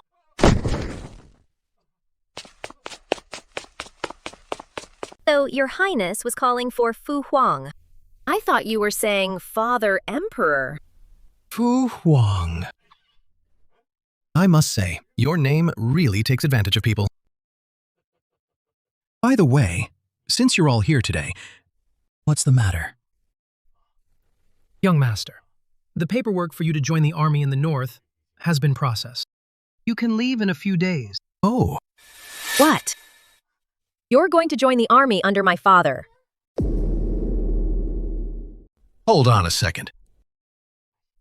That was fast. You've arranged what kind of position for me? A corporal. Corporal? That's so low ranking. Oh well, never mind. Know your abilities. Are quite limited anyway. Honestly. All right, pack up. We leave tomorrow. Wait a minute. Why do you suddenly want to join the army? Naturally, it's for the people. The Xiongnu in the north are a menace, constantly invading Great Yan's borders. As a man of my stature, born into this world, I must don armor and take up arms to protect home and country. But it's too dangerous. Ms. Meng, with you worrying about me like this, even if I die on the battlefield, it would be worth it. Don't talk nonsense. What do you mean, die on the battlefield? Quick, spit it out! Spit it out, spit it out! All right. We came here today to see you off. Manager Kai, here, bring out the wine and food. Yes, sir.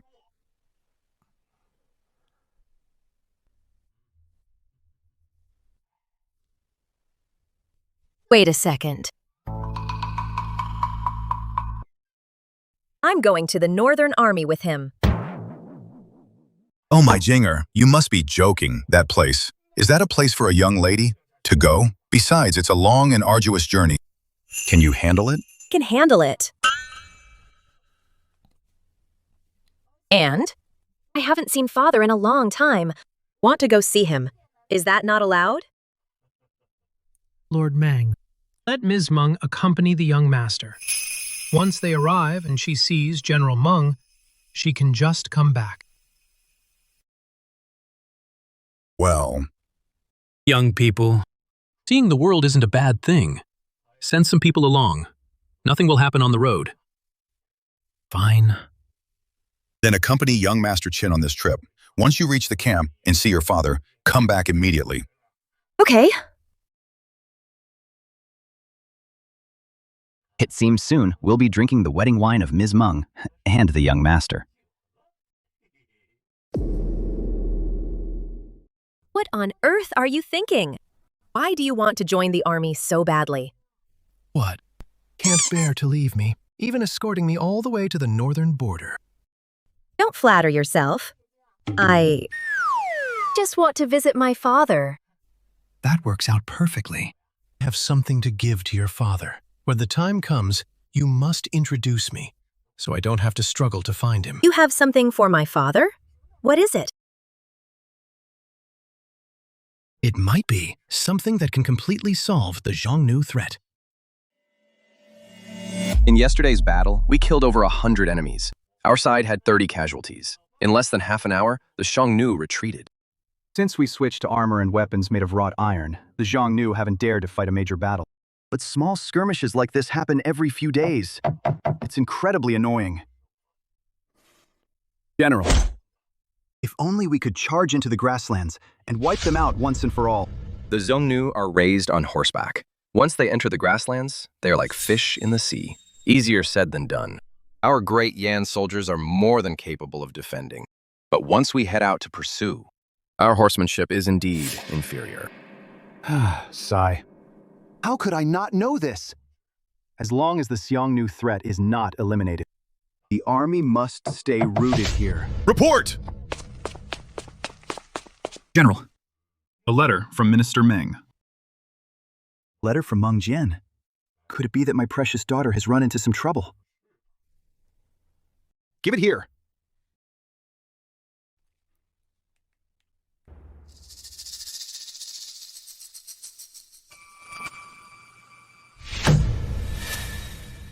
That girl, Jing-er. What is she doing in the northern border? Is this a place she should be? Why would the general's daughter come here? What's the reason? It says she's escorting a new recruit. I really want to see for myself which little rascal made my precious daughter travel all this way. Yushu and Hur. What have they been up to lately? Your Majesty, Prince Yushu is the same as always, still reading and studying. As for Prince Hur, he seems to be obsessed lately with leaving the palace in disguise. While out, he's even had a few clashes with people. Fortunately, nothing serious happened. And there is one more thing. Don't be so hesitant. Just speak your mind. Yes, Your Majesty. Prince Hur has been visiting the Meng residence frequently, claiming to admire General Meng for guarding the border, and using that as an excuse to send many gifts to the Meng household. How clumsy. If he truly admired him, why didn't he ask to train in the army? The world of Great Yan was conquered by Your Majesty personally. Naturally, Your Majesty values experience in the military. It's a pity these two princes in the palace don't realize this at all. Instead, Prince Che took the initiative. Your Majesty, Prince Hur has been frequently asking me Lord Li and Lord Meng about Prince Che's situation. He seems to be quite suspicious. This matter might not be hidden much longer. No matter. If Chair can truly win the hearts of the soldiers and build his prestige, then by the time he returns, there will be no need to hide his identity anymore. Does Your Majesty mean to bring Prince Che back to the palace and grant him his status as a prince? Your Majesty is wise. Don't get excited too early. In the army, they only care about killing enemies and earning merit. To win over the soldiers is not that simple. Yes.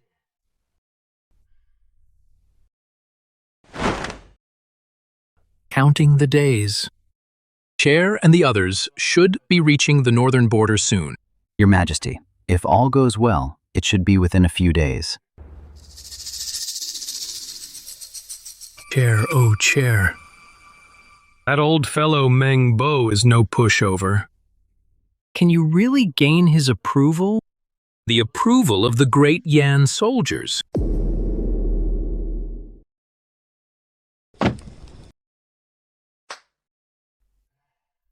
So this is the northern frontier father and his army of 300,000. Have been in such a desolate place, fighting against the Xiongnu. Indeed. It's been hard on the army. Military expenses are so high, it would be better to just eliminate the Xiongnu and settle it once and for all. Easier said than done. If it were that simple, why would 300,000 soldiers need to be stationed here? All the time. Sigh. That's exactly why I'm here. Is this what you said you wanted to give to father? What exactly is it? It's something made at my manor. It includes saddles, horseshoes, and all sorts of things. Jing-er! Jing-er! My Jing-er! Father! Jing-er! My dear Jing-er! Oh. Father! Oh, I've missed you so much. Let me see if you've lost weight. Father, I missed you so much too. You haven't been home in such a long time. I was afraid you'd forget what I look like. How could that be? Even if I forgot the whole world, I could never forget my Jing-er.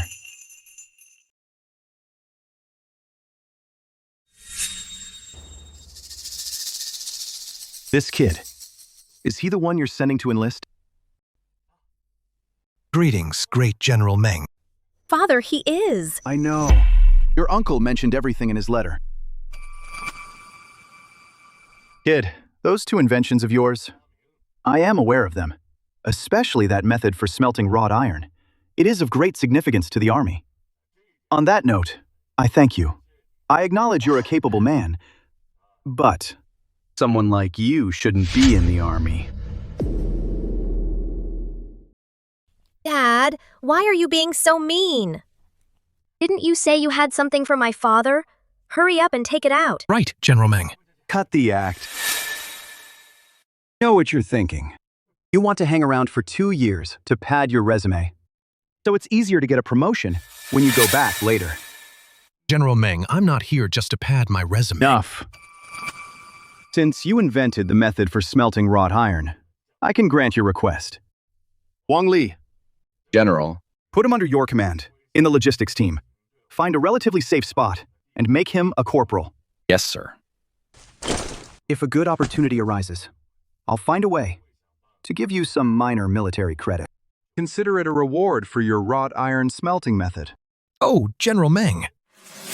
Besides, no matter how great you are, or how powerful your background is, stay away from my jinger. General Meng. You. Follow me.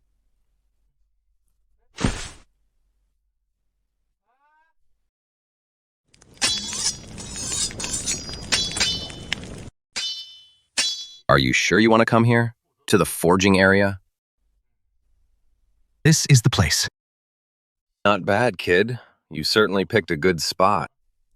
In this place, you won't even see a shadow of the Xiongnu. It's a perfect place to pad your resume. Let's go.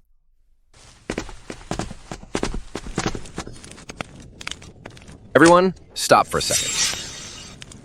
Captain Wang, what brings you here in person? And you brought a kid with you. This is your new corporal. Get to know each other. Have things to do. I'm leaving.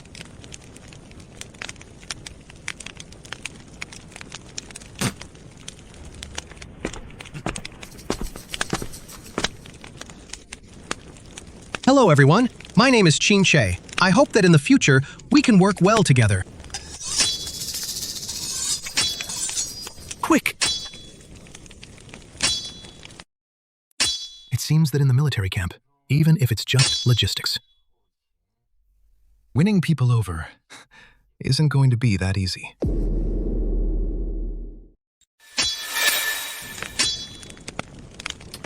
Hey, your refining method is wrong. The temperature is still a bit off. You think you know the art of smelting better than I do? Whose kid are you? You're just here to pad your resume, aren't you? Too bad you picked the wrong place. Looking at your delicate, pampered look, you should head to the kitchen and be a cook instead. Listen, kid. I don't care what your background is. Don't expect us to take orders from you, since you're just here for show.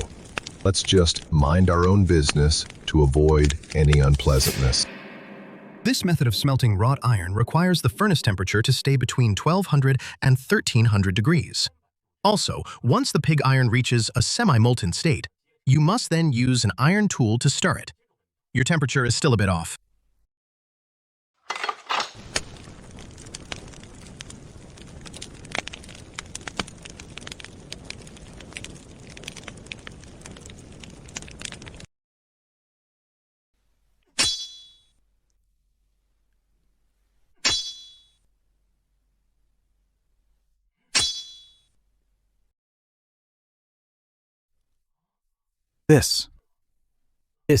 This is actually quite good. It seems even better than the boss's work. Look. Do you actually know the method of smelting wrought iron? This smelting method was actually invented by me. He invented it. It's him, for real. What are you, that young talent? Face. You. So is it you who knows the art of smelting, or do I?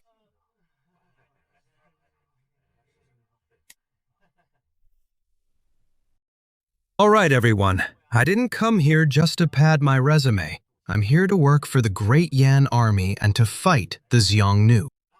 As long as you all cooperate with me, I guarantee you'll earn military merits. We're just in charge of forging and maintaining the soldiers' equipment. What kind of merit can we earn? Exactly. At most, we might get a small reward from the superiors during the annual review. Yeah, right. Come. Look at this. Follow me. Come, watch closely. These are the things that will help our workshop earn military merit. This looks like a saddle. But as for these other two, I've never seen anything like them. Hey, just forge them according to this design. Make a few dozen sets. This part is simple enough. Making a few dozen won't even take half a day. But can these things really earn us any military merit? Just get them made. You'll find out when the time comes.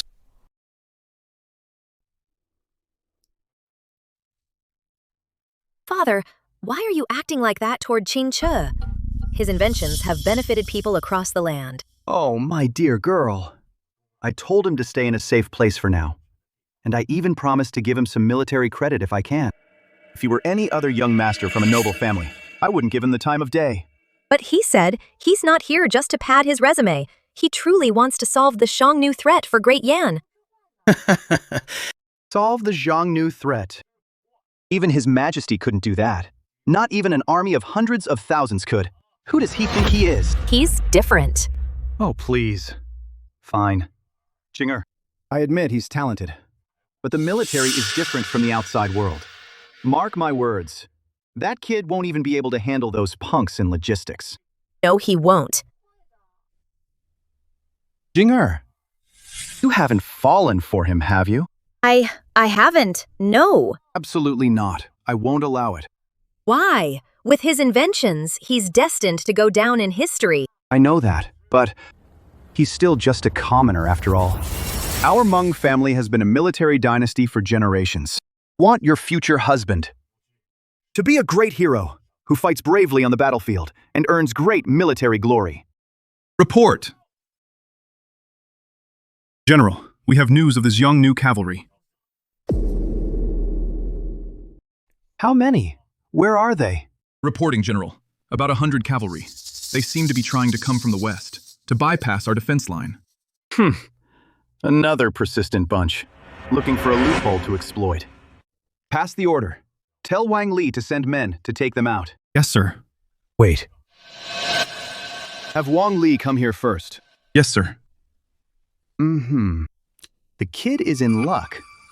This small band of Xiongnu can be easily wiped out. Later, I'll let him go out of the city with the troops. He can claim a bit of credit. Will there be any danger? Danger. The biggest danger is being ridiculed by the soldiers. General. Wang Li, send someone to take out that small band of Xiongnu. Wipe them out. Remember, assign dozens of men to that kid. When the fight is nearly over, let him lead the men, right at the heels of the Xiongnu, and give them a symbolic chase. The credit will go to him. All right. Anyway, for such a small achievement, the other soldiers won't care.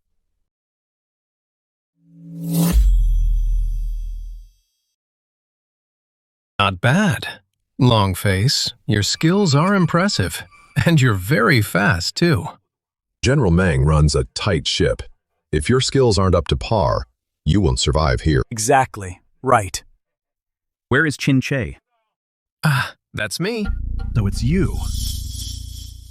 Listen up. Captain Wang has orders. I'm to take 50 men to follow you. We're going outside the city soon to chase down some Xiongnu remnants. You don't have to do a thing. Just stay behind us and you'll be fine. Oh, General Meng is handing me free credit on a silver platter. Perfect. The cavalry trio set is ready too. Great! But first, I'll give these men some new equipment as a welcome gift.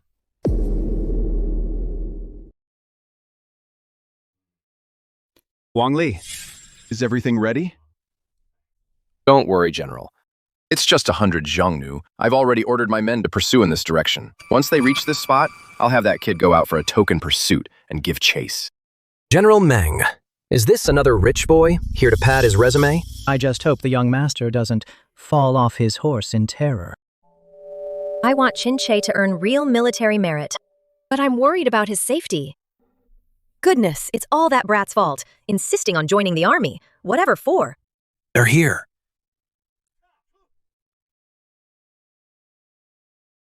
This small group of Xiongnu cavalry is only testing if they can bypass us. They have no intention of fighting. They'll flee as soon as they're spotted. What a shame. If we could catch up to them, we could easily wipe out all those bastards. There's no helping it. We really can't match the Xiongnu's horsemanship. Wait. Why does the gap seem to be closing? Wang Li, this squad you put together, who exactly are they? They're just ordinary cavalry. Just 50 riders I reassigned. That's impossible. Are the Xiongnu badly injured and unable to run fast? No, it's not that the Xiongnu are slower. It's that our cavalry has become faster. It's Chincha. Chincha must have found a way to make the Great Yan cavalry much faster. Impossible. He's only been here for a day. How could the cavalry's speed possibly have anything to do with him? They're still our Great Yan war horses. And riders. How can they suddenly be so fast? I've guarded the border for years. And I've never seen Great Yan cavalry able to catch up to the Xiongnu.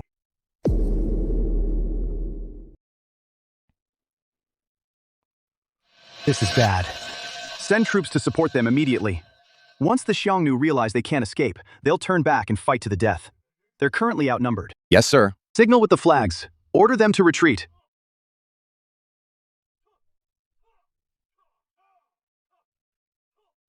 As expected, the Xiongnu are fighting back desperately. How reckless. Even if they can match their speed, they're still at a numerical disadvantage. Don't panic.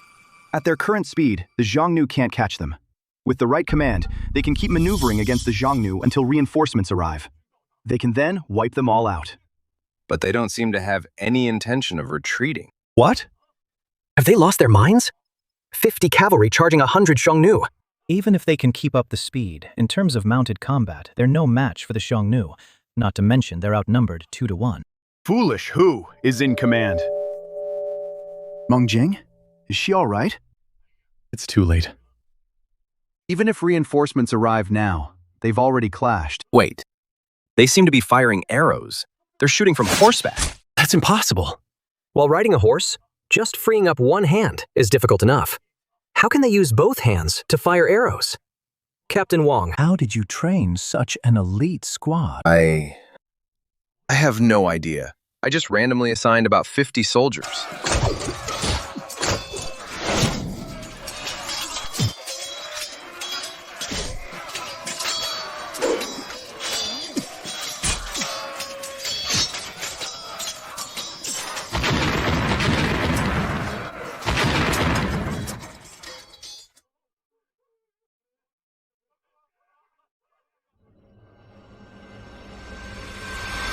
50 Great Yan cavalry charged 100 Xiongnu cavalry. Total annihilation. General Qin, these stirrups and saddles are incredibly effective. I never imagined a day would come when we could catch up to the Xiongnu cavalry. And even free up our hands to fight without falling off our horses. It's a miracle. In the entire history of our army, this is an unprecedented achievement. General Meng will surely reward us handsomely. Everyone, don't forget who we owe this to. General Qin! General Qin. General Qin! General Qin! General Qin! General Qin! Brothers, a triumphant return.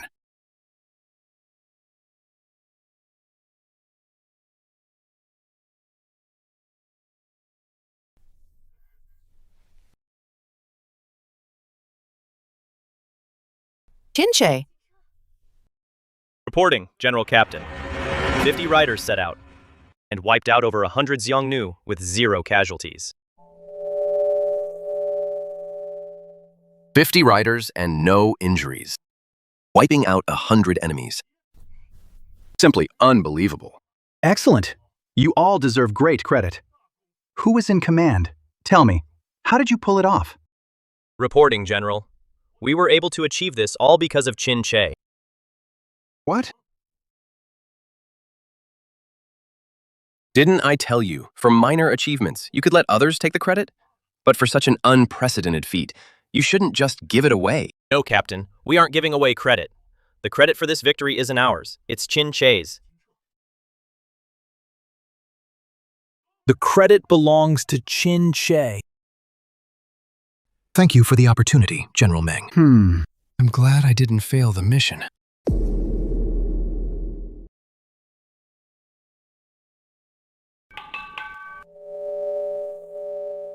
To think that with just these few pieces of gear, the Great Yan cavalry can increase their speed significantly, and even free up their hands for combat. This. You invented this as well. Naturally. Excellent. From now on, our Great Yan cavalry will no longer be inferior to the Xiongnu. If the Xiongnu dare to invade again, it won't just be as simple as driving them away. We can strike back at them. Thought that since he could invent the method for refining wrought iron, he was already a natural genius. I didn't expect that he could actually invent something that directly changes the landscape of war. It's no wonder Jinger trusts him so much. She has her reasons. Young Master Qin, I sincerely apologize for my previous views and attitude toward you. It's the first time I've seen General Meng apologize to a junior. Hey, General Meng, what are you doing? We are all doing this for the people of Great Yan. Right. Well said. For the people of Great Yan. General Meng. Captain Wang. As for this gear, we need to manufacture them as soon as possible and equip our northern army with them quickly. Otherwise, once they see it, they will surely be able to replicate them almost perfectly. No wonder you wanted to wipe out that cavalry unit today. If one or two had escaped, the secret of these stirrups and saddle would have been revealed to them. Exactly. Pass the order. All blacksmiths in the army are to work in shifts. The furnaces must never go cold. Go all out to manufacture these saddles, stirrups, and horseshoes. Yes, General. Qin Che, you have performed a great service this time. The value of these items far exceeds that of an army of hundreds of thousands. I now appoint you as a military marquis to oversee the entire Northern Army's logistics, production, and forging affairs. Will not fail my mission. General Meng. Have a request. Oh, feel free to speak. I would like you to write a letter, in your capacity as the Great General of the Northern Army, to ask His Majesty for a few things.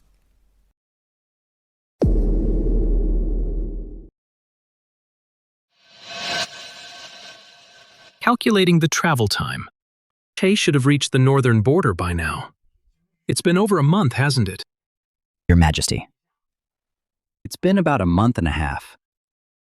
Wonder how Che is doing in the north. Prince Chi is very intelligent. In the military, he will surely distinguish himself. The military is different from the outside world. His little bit of cleverness may not be that useful in the army. Indeed. I don't have high expectations for him. If he can, within a year, steadily serve as a corporal, that would be good enough. Then he can look for opportunities to slowly earn military merits and get promoted step by step. After 3 to 5 years, if he can become a lieutenant, that would be worth praising. Your Majesty. Prince Che is still young. With his talent, becoming a lieutenant in 3 years will definitely be no problem. Ha ha ha. Your Majesty. Your Majesty. Jinger has returned from the north, bringing a military report from General Mu. It mentions Prince Che's situation. It's only been a short while. What could have happened with Che that's worth mentioning?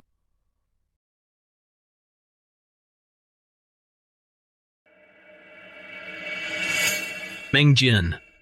You didn't reveal Che's identity to Meng Bo, did you? I wouldn't dare. Jinger and General Meng definitely don't know Prince Che's true identity.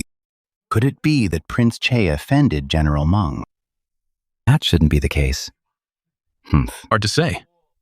That boy is often disrespectful.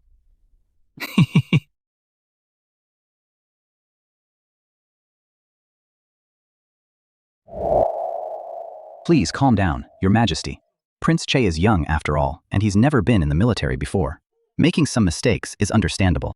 Che just arrived at the northern border and was promoted to lieutenant on his first day. Oh my, Your Majesty, there's plenty of time. The prince will surely... What? A lieutenant in 1 day. How is this possible? Meng Jin, how dare you? to actually forge a military report and make up such a ridiculous story? Your Majesty, please look into this. I would never dare. This is indeed a military dispatch from the Northern Army. Do you take me for a fool? In just one day, he actually rose from a corporal to a military marquis. Did he kill the Xiongnu king or something? Oh, Your Majesty. This is truly an authentic military dispatch.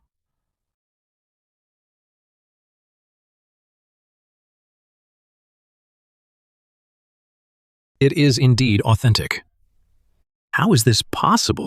Could General Meng have made a mistake? No. It says Chair invented things like stirrups and horseshoes. And even improved the saddle. It makes Great Yan's cavalry no longer inferior to the Xiongnu from now on. He even led 50 riders against 100 Xiongnu riders. What? No, Meng Jian. Wait. The young master arrived on his first day and went straight to the battlefield. Is he injured? Does the letter say anything about it? 50 riders against 100. 0 casualties. What? No. They wiped out the entire enemy force. Your Majesty, just those few inventions have such incredible power. Your Majesty. Yinger also said General Meng was overjoyed, saying that from now on the tide between Great Yan and the Xiongnu has completely turned. The tide has turned. The tide has truly turned. Good. My dear Chair. He has given his father another massive surprise. Congratulations, Your Majesty. My felicitations, Your Majesty. Prince Che is not only a brilliant inventor, but in governing the country, he even surpasses Chancellor Li. Now that he's excelling in the army as well, it is truly a blessing for our Great Yan. With such a talented prince, Great Yan's empire will stand firm forever. Good, good, good. I thought it would take Chair at least 3 to 5 years in the Northern Army to achieve anything significant. But now it seems he's even faster than I ever imagined. Oh, good. Meng Bo mentions in the dispatch that we need to collect nationwide saltpeter, sulfuric acid, and charcoal for the Northern Army. And says it was all Chair's idea. What is he planning to do? That saltpeter and sulfur are both materials for refining elixirs. Could it be that Prince Che wants to refine elixirs in the army to treat the wounded soldiers? He actually knows how to refine elixirs. This? Never mind. Since it's Chair's request, let's grant it. Kai Chao. At your service. You and Li Tingcheng go handle this together. The faster the better. Yes, I obey your command.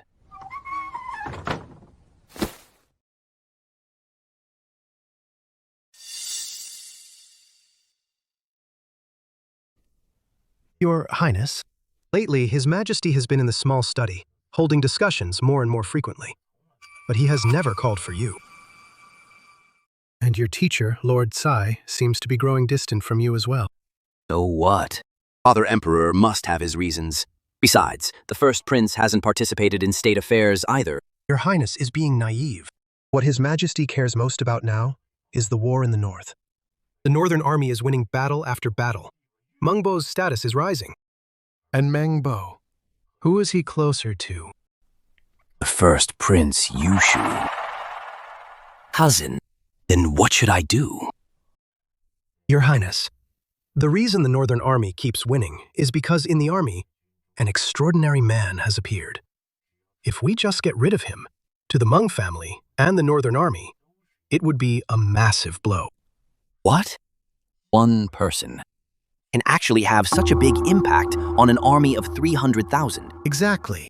His inventions made Great Yan's cavalry even surpass the Xiongnu's iron cavalry. And the wrought iron smelting method was also his invention. Your Highness, look closely. This person is the one who invented the curved beam plow and the wrought iron smelting method.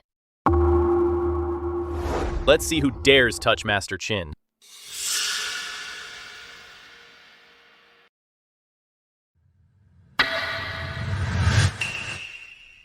It's him.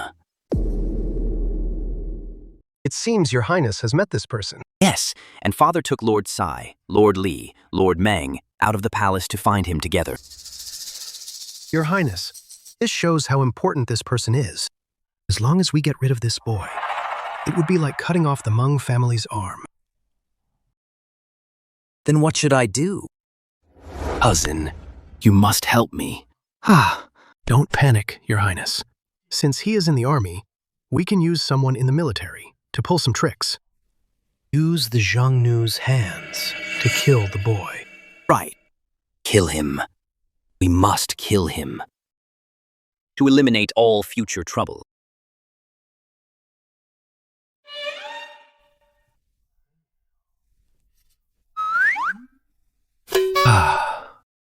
Qin.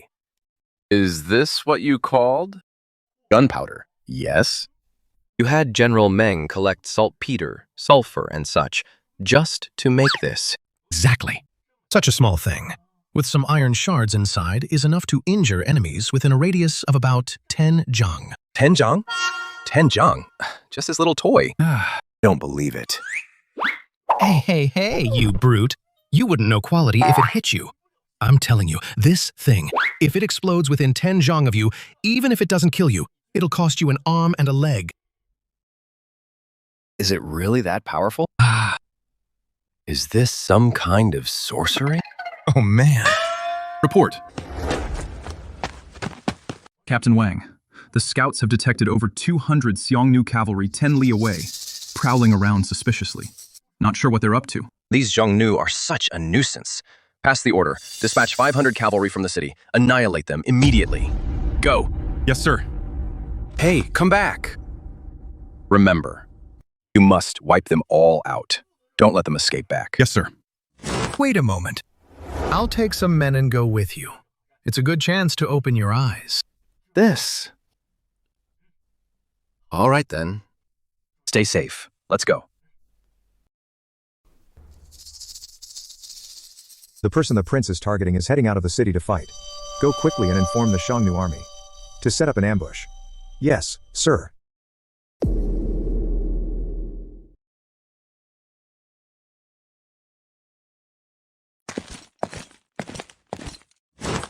General.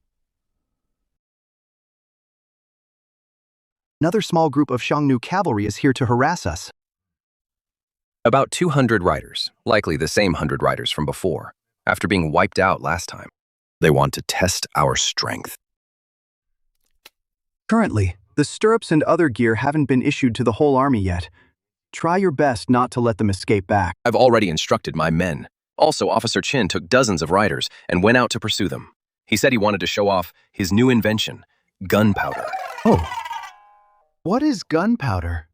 I don't know either. All I know is it's the size of a clay pot. But Officer Qin said it can kill enemies within a radius of 10 zhang. The size of a clay pot? A radius of 10 zhang? How could such a thing exist in this world? To cause damage on that scale, only a boulder from a catapult could do it. True. I also find it quite bizarre. If such a thing really exists, combined with the stirrups, then conquering the grasslands would be a piece of cake. Report. General, 20 miles outside the city, a Xiongnu ambush has been spotted, roughly estimated at over 2,000 riders. Our pursuit team is heading straight for them. What? Since we equipped ourselves with wrought iron armor and weapons. The Xiongnu have never gathered in such large numbers.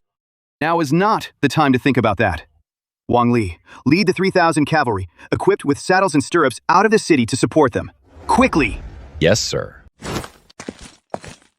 General, the Xiongnu ambush is too far away. Officer Qin's 500 riders. I'm afraid we can't save them in time. Qin, you just gave the army such a great surprise. Are you really going to die on the battlefield?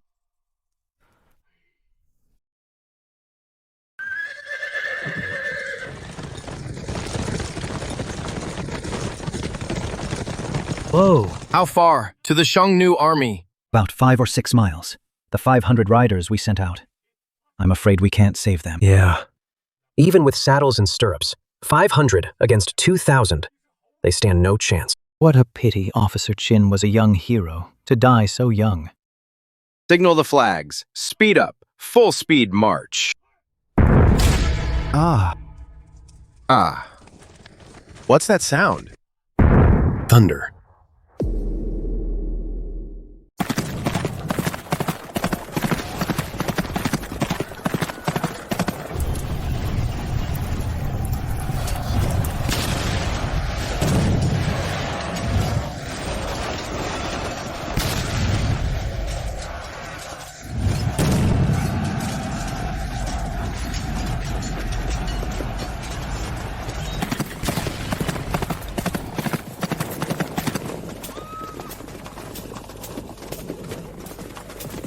What's going on here?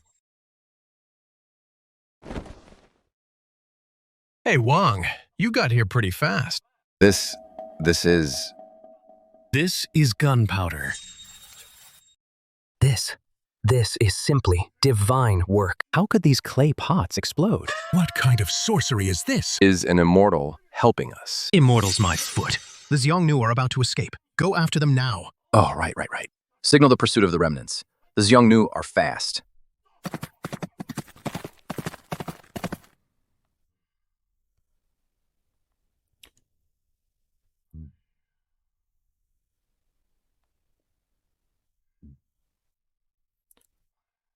I'm afraid those 500 riders are doomed. It's a pity for Officer Chin, such a young talent. General. Wang Li, don't be too sad. One day we will march into the grasslands and wipe out all those Xiongnu to avenge Officer Chin. No. General, Officer Chin isn't dead. Really? Officer Chin actually survived. Not only did he survive, 500 men took on 2,000 and completely routed them. Wang Li, listen to yourself. 500 cavalry against 2,000. Even if they were equipped with saddles and stirrups, it's still absolutely impossible. I'm not talking nonsense. Every word is true, General. The gunpowder Officer Chin invented sounds like thunder and produces soaring flames. It blasted those Xiongnu until they were scared out of their wits and their army collapsed. That gunpowder actually has such power. It's the absolute truth. Officer Chin was like a god descended to earth, controlling lightning and flames. You have no idea. Some in the Xiongnu army were so scared that they immediately knelt and begged for mercy, thinking they were being punished by heaven.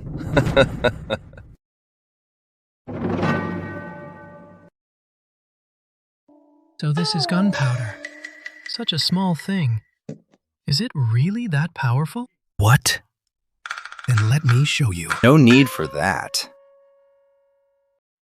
I've seen its power with my own eyes. There's no doubt about it.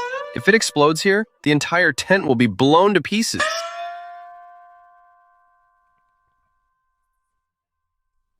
Marquis Chin, You've achieved another great feat today. after this battle, your name will likely spread throughout the Northern Army. Oh, we're all brothers. Don't mention it. Right. Thought you were just a privileged kid here for show. I never expected you to bring such a huge surprise to the Northern Army. 500 against 2,000. It's unimaginable. Unimaginable. The invention of gunpowder is of immense significance. I dare not decide this on my own. Your contribution must be reported to His Majesty for a decision. You'll have to wait a few more days.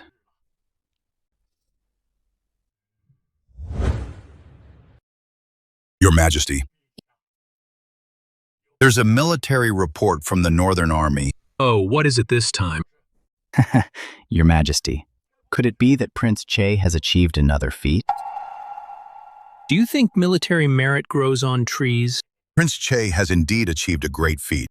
The achievement is so significant that General Meng could not decide on the reward. That's why it was submitted to Your Majesty. What kind of feat is it that even Mengbo, the great general of the north, could not make a decision? Gunpowder! It sounds like thunder. The flames reach the sky. Within a radius of 10 jang, everyone is either dead or maimed. As your majesty says, could it be thunder from the heavens? No, this is something Chair invented. What? Prince Che actually invented such a divine device as this. The letter also says that with 500 cavalry, the 2,000 Xiongnu cavalry were utterly defeated. This is too unbelievable. How can I believe this? Your Majesty, could it be that the Xiongnu were struck by heavenly lightning, and it was mistaken for the power of Prince Che's invention? That is indeed possible. Your Majesty, along with the military dispatch, General Meng also sent a sample of gunpowder, saying Your Majesty will know once you try it.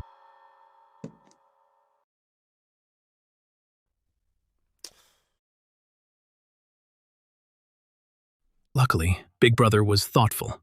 Otherwise, based only on the description in the dispatch, who would dare believe it?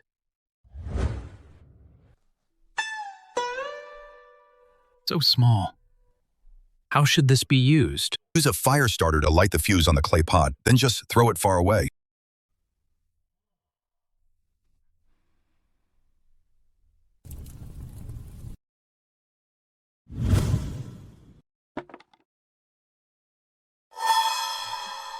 Father, what is he doing here? Why is he setting up these scarecrows?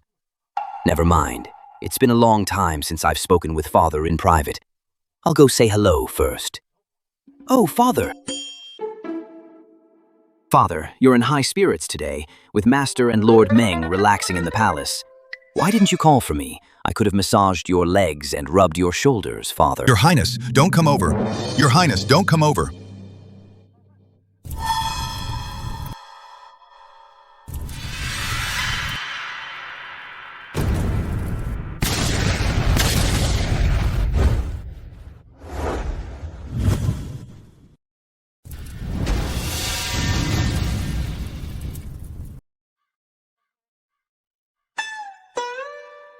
Such immense power.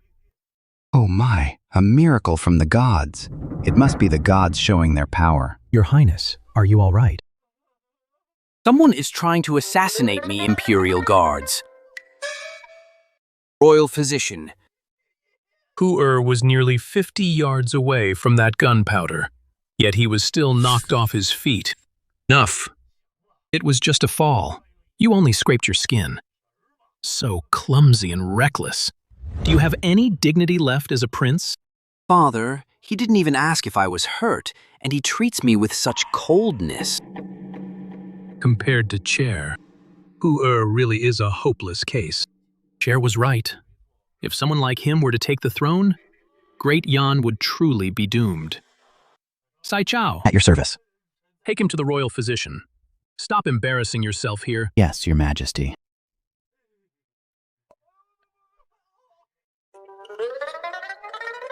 Father, isn't it obvious? Someone in the palace is trying to kill me. Are you just going to ignore it?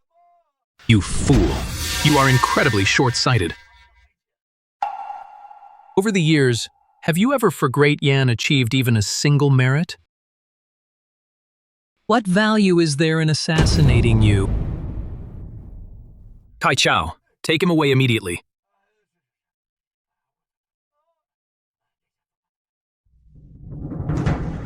Every time I think, Chair couldn't possibly do any better. He always gives me another unexpected surprise. This gunpowder is enough to change the world. Your Majesty, the sulfur that Prince Che requested earlier and saltpeter were for making this gunpowder. According to Prince Che, this gunpowder is not expensive to make. It can be mass-produced. Mass production. Combined with the stirrups and other inventions, doesn't that mean... As General Meng said, we might end the Xiongnu threat forever. End the Xiongnu threat forever. That's correct, Your Majesty. General Meng said stirrups have been equipped across the entire army. Gunpowder is also being produced on a large scale. Prince Che even modified the military crossbows, calling them the Divine Arm Crossbows. They are more powerful and easier to operate. Now our Northern Army's iron cavalry is far superior to the Xiongnu. To end the Xiongnu threat forever. To end the Xiongnu threat forever. The Xiongnu have been a menace for years. Our great Yan had to increase manpower and resources to station a large army and build the Great Wall. The burden was extremely heavy. Never expected that in my lifetime I would actually see the end of the Xiongnu threat forever. Please issue a decree, Your Majesty. Go to appoint Meng Bo as the Grand General of the Northern Expedition. Rename the Northern Army to the Northern Expeditionary Force. They will set out shortly to end the Xiongnu threat forever.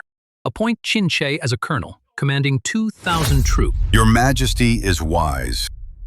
Once Che returns, I will announce to the world that he is my son, and he will be the crown prince of Great Yan. Easy there, you little darling. Believe it or not, I will kill you.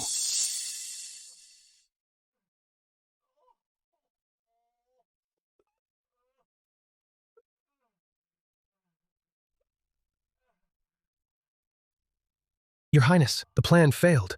That man not only survived, but also achieved another great feat. He invented something called gunpowder, an explosive. Its power is immense. With that kid around, the Meng family's influence will likely grow stronger and stronger.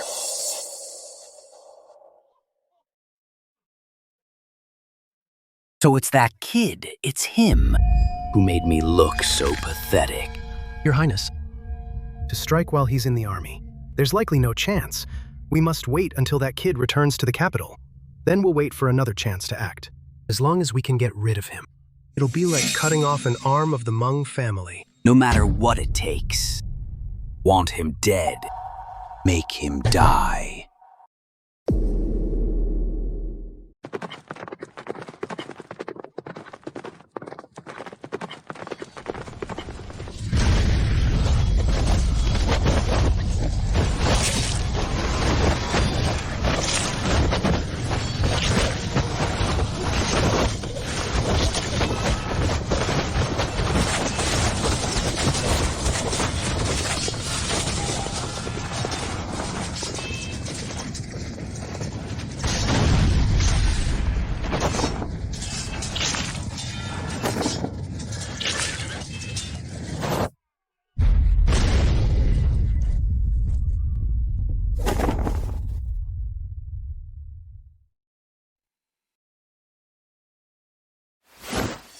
So you are the Xiongnu king. Possible. It's impossible. You people of Great Yan. The soldiers of Great Yan. How could they possibly invade my grasslands? The royal court. Great Yan's cavalry. How could they ever compare to my sons of the grasslands? Times have changed. I don't believe it.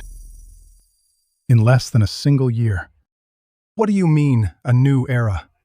Where did this era come from? I won't believe it.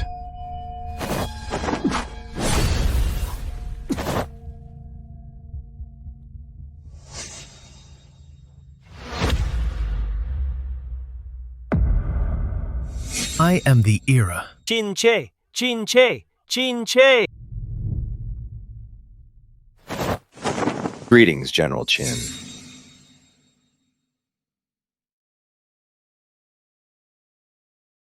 I, Wang Li, come from a family of distinguished military service after all, have served in the Northern Army for nearly 10 years, and was even, before you arrived, the youngest colonel in the army.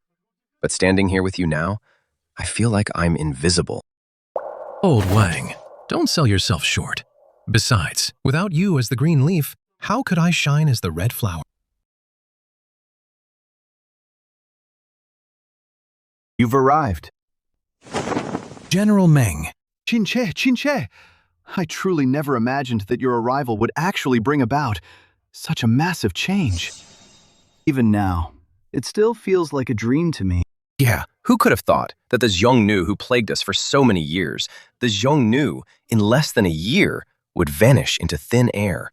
And what's more, the territory of Great Yan has expanded significantly. Oh, this is just the beginning. In the future, there will only be one Great Yan in the whole world. All right. I still have to stay in the northern border to wrap things up. You should head out early. Qin, regarding your military achievements, once you return to the capital, the Emperor will personally confer your title. General Meng, we take our leave. By the way, after you return, please look after Jinger for me. You invented stirrups and gunpowder. The divine arm crossbow. And you were the first to storm the Xiongnu royal court, beheading the Xiongnu king. With such achievements, I bet His Majesty will grant you a title of Marquis directly. Fame and fortune mean nothing to me. It's just that. Everything I do is for the people.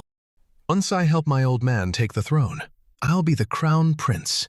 Who needs a title then? If you are made a Marquis, you'll be in the history of Great Yan as the youngest Marquis ever. With this step, you've entered the circle of the elite. The Xiongnu are Great Yan's external threat, but the aristocratic families are the real internal trouble. What's wrong with the aristocrats? Well, you don't get it. Once we return, I'll have to deal with them in court, dealing with those aristocratic families. I'm going to be busy. Why do you have to handle it? It's all for my good-for-nothing old man. If I don't solve it, do I just wait for him to do it? Your father.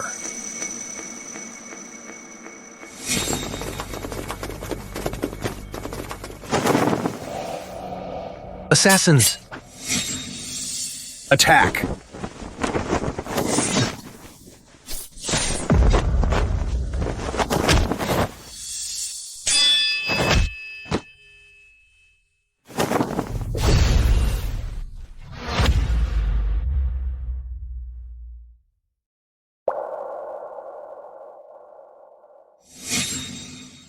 They're so decisive. Where do these assassins come from? Why are they targeting us? They're not after us. They're after General Meng. Oh. Right, you're General Meng's man, and you've achieved great things again. You're bound for a promotion and a title. Killing you would be a huge blow to General Meng's seat. This is what I meant. The aristocrats are the internal threat. They spend all their energy doing nothing but expanding their own power and influence. They never even think about doing anything for the people.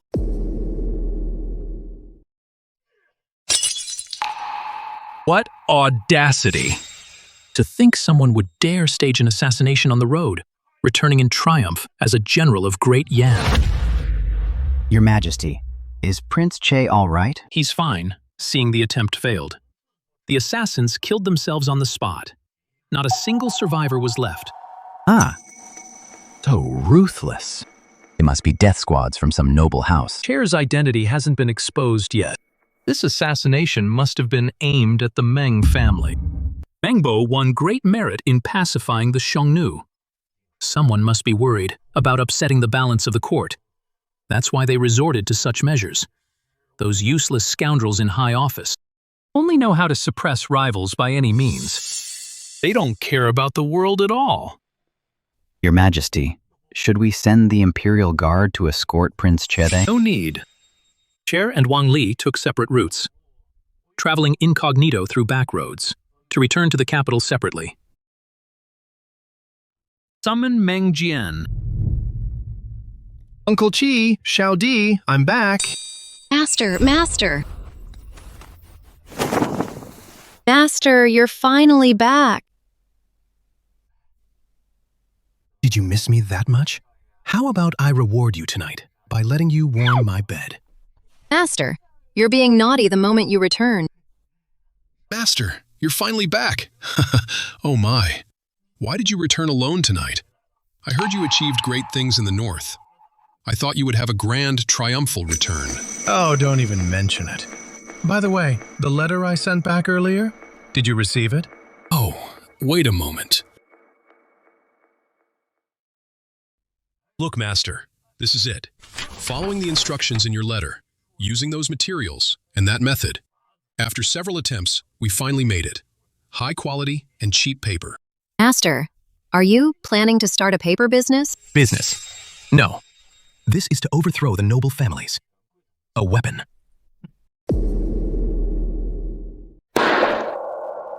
Another failure. Why isn't that brat dead yet if this continues?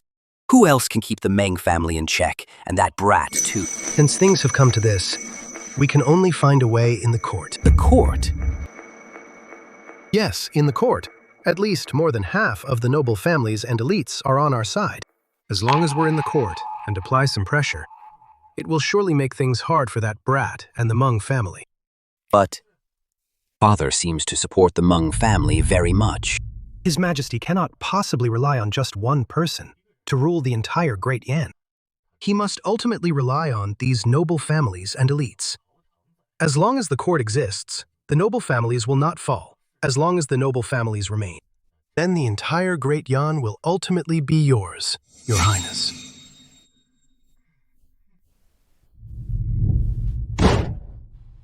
These people are getting more arrogant. They actually dare to defy me in court. Your Majesty, that Qin Che comes from a humble background, and he's not even 20 years old. He must not be granted a title or rank. Great Yan has never had such a precedent. Your Majesty, General Meng's rash deployment of troops. Such a reckless move is unacceptable. If anything goes wrong, it would be putting Great Yan into a state of total ruin. I believe his position as general should be revoked. Concur, as a general. Fighting for the country is simply part of his duty. I believe that whether it's General Meng or that Qin Che, neither of them are yet ready for rewards. These people worry that the merit of defeating the Xiongnu will make the Meng family too powerful, so they will naturally try to suppress them. Your Majesty, please see the truth. My Meng family is wholeheartedly for the country. We have no other intentions. Thought Great Yan's greatest enemy was the Xiongnu. After defeating the Xiongnu, I've become increasingly clear that the true threat to Great Yan is not from the outside, but right here in the court. Right among these capital noble families. The Xiongnu can be destroyed, but the noble families are hard to eliminate. Your Majesty, regarding the announcement of Prince Che's identity, Please reconsider, Your Majesty. If we reveal it now, it will inevitably provoke those noble families to launch even fiercer attacks. Mengjian, have you arranged a new home for Che? Yes, Your Majesty. We worked through the night to bring Prince Che back to the city, into his new residence. It's close to the Meng estate. I've assigned guards from the Meng estate to ensure the prince's safety. He'll be safer in the city. Li Ting, Chai Chao. At your service. Visit him on my behalf. Feel him out. See what he thinks about the rewards. Yes, Your Majesty.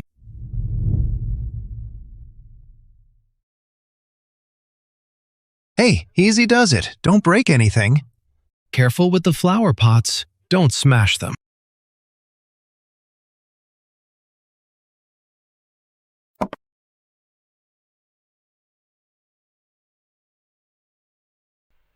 Young master, young master.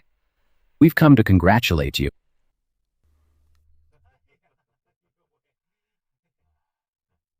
Come on. Congratulations, young master. On the Emperor's rewards. This mansion is truly magnificent. Oh my, His Majesty. Treats me better than my own father. I've been back so long, and I haven't even seen a shadow of my old man. Well, after all, in the north, with such a major event, Master Qin must be busy pulling strings everywhere. Young master, with your great service in the north, you've earned such merit. Surely, soon you'll be granted high rank. When that happens, don't forget to look out for us. It's not that simple. At most, there will be some money. A small promotion would be lucky enough. Look, in the court, there are so many powerful families. How could they allow the Meng family to grow even stronger? And how could they let a commoner like me join the nobility? You're as sharp as ever, young master, to see through it all. Oh, young master, please don't hold a grudge against the emperor. In the imperial court. The resistance is just too strong. Indeed, young master. Noble families have always held power. There's no way around it. Who says there's no way? There is one.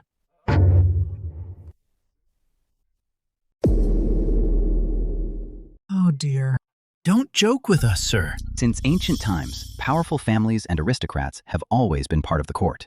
How can you say they can be eliminated just like that? Indeed, you are still underestimating them, sir. The power of the great families. But it's understandable. After all, sir, you've never been involved in court affairs. Yes. Then please rest well, sir.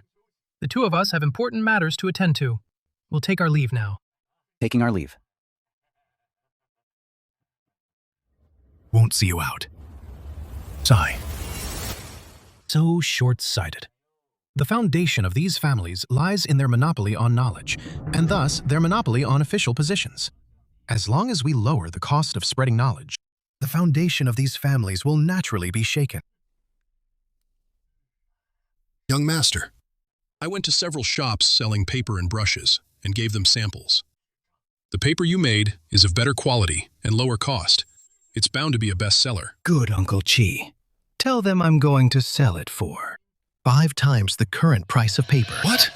5 times? Yes, but... Young master, didn't you say this paper-making technique isn't for making money? Oh, I don't take money from the poor. The paper business is all controlled by those powerful families. They caused me to lose my rewards. I have to get some interest back from them. Oh, so you want to fleece the aristocrats. But although our paper is good, it's not so good that it's worth 5 times the price. Will the aristocrats really buy it? Well, I have a brilliant plan. My cousin certainly has his ways. Whether it's the Meng family or that kid, in the end, neither of them got much of a reward. Ha. It's just as expected. His Majesty cannot possibly ignore the will of the great families. I heard that kid named Qin Che is out on the streets promoting the paper he made. A businessman is just a businessman after all. How greedy. I have already instructed all the families in the paper business, including our own merchant houses, not to buy a single sheet from him. He dares to sell paper at such a high price. I'll make sure he can't sell even 1 sheet. Good. My lord, this is bad. The paper in the capital has suddenly sold out over the last few days. The Zhu family's merchant houses are already secretly buying stock from that Qin Che. How is that possible? The demand for paper has always been low. How could it be sold out? Lately, a story called Journey to the West has appeared on the streets. People are obsessed with it. Everyone is buying paper to copy it down. Suddenly, paper prices across the capital have skyrocketed. The price now has already increased more than 10-fold. Just one story. How could it cause such a stir? It's not an exaggeration at all, sir. The Zhu family's trading house has made a fortune over the past 2 days. If we don't keep up, all the money will probably be taken by them. Cousin, you must find a way to stop this. Don't let that kid make any more money. How can we stop it? Taking away someone's livelihood is like a personal vendetta. Spread the word. Have our trading house stock up too. Buy as much as they have, regardless of the price. Yes. Go now. You.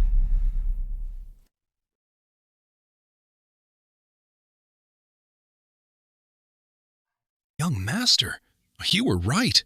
Even trading houses with royal connections are coming to buy paper from us. It's just as I expected. Hey, how's it going? How much have we sold? Oh, it's almost all sold out. I even raised the price by 20%, and it's still sold out. Everyone's gone crazy, terrified of missing out. Hey, young master. Tell me first. What happened to the Monkey King after he was caught by Buddha? What happened next? Humph. I can't even sleep at night. You want to know. Yes, I really do. The whole capital is talking about it. Everyone wants to know the ending. Fine. Starting tomorrow, let the whole world know that Journey to the West is on hiatus. What? Stopping the updates. But why? If you stop now, the paper won't sell well. Uncle Chi. Making money. Has it clouded your mind? Huh? Do you remember what I said at the very beginning? Oh, right. To make paper affordable for the commoners. Yes. I see. Once Journey to the West stops updating, the paper will become hard to sell. Those noble families' businesses won't let all that paper rot in their warehouses. They will definitely sell them off at a discount. Exactly. Young master. Are you really not writing anymore? I really want to know. What happens next? Come to my bed tonight, and I'll tell you in secret. Oh, young master, you're so naughty. It seems I've come at a bad time. Oh. Ms. Meng, you've come at the perfect time. How improper. Why did you have someone bring me here so late? What for? Starting tomorrow, the paper stocked in your warehouse. Start dumping it at low prices. Are you sure? Positive. The lowest price possible. Come on, cheers. Bottoms up. Oh man, this surge in paper prices. At least we caught the wave. I've actually stocked up 120,000 taels worth of goods. How about the rest of you? Oh, you were just too fast. I only managed to get 70,000 taels worth. I'm afraid I won't make much profit. Hey, we have Lord Qin to blame for that. If he hadn't warned us not to buy from that kid, why would we have been so slow? Oh, even I didn't expect the price of paper to skyrocket like this. Here, I'll penalize myself with a drink. Hey, my apologies to everyone. No matter, it's fine. Anyway, right now in the whole capital, all the paper is in our hands. So why worry about not making money? Come, let's drink. Come, drink up. This is bad, my lord. It's terrible. My lord, this is bad. The paper market has crashed. What? The price is not even 1% of what it was. What? The price of paper has been skyrocketing. How could it crash so suddenly? What's going on? Earlier, the author of Journey to the West said he's stopping the book. People stopped transcribing it. This paper naturally won't sell anymore. This is bad. I've hoarded 120,000 taels worth of stock. Can't let this happen. I have to sell it off quickly. Guards, sell it at a discount. Hey, you can't cut the price. If you do, we're all finished. Not cut it. What else am I supposed to do? Am I supposed to just stand by and watch? My 120,000 taels worth of stock rot in the warehouse? Give the order. All paper, sell at half price. Hey! 70% off. Ours is 70% off. Sell it all now. Oh no. Hurry, move it. My lord. It's over. Everything is ruined. Chincha. You forced my hand.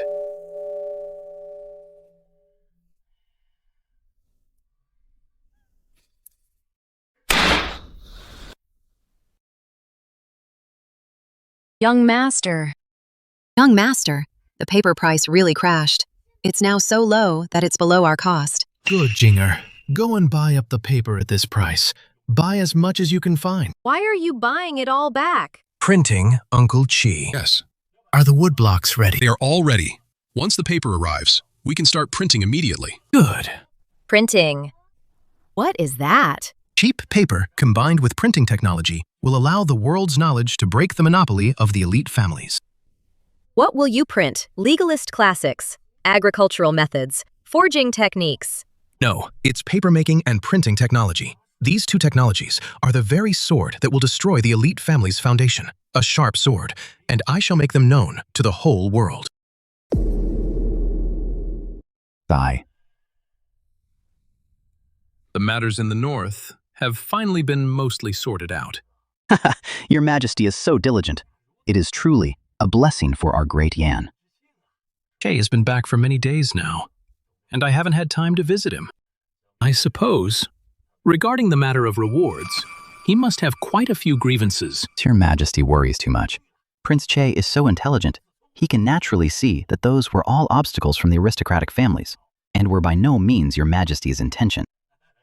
The rot of the aristocratic families has built up over 1,000 years.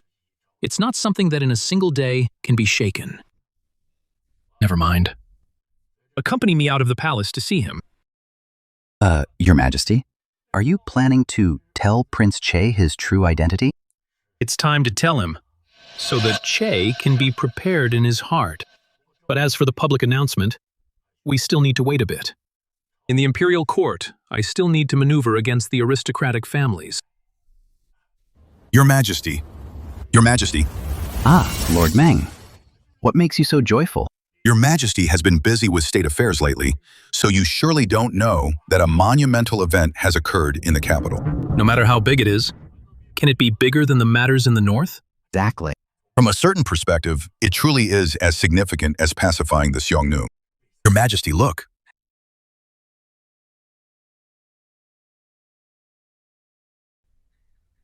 This kind of paper. It's my first time seeing it. It's actually even better than what we have in the palace. Your Majesty, look at what's inside as well.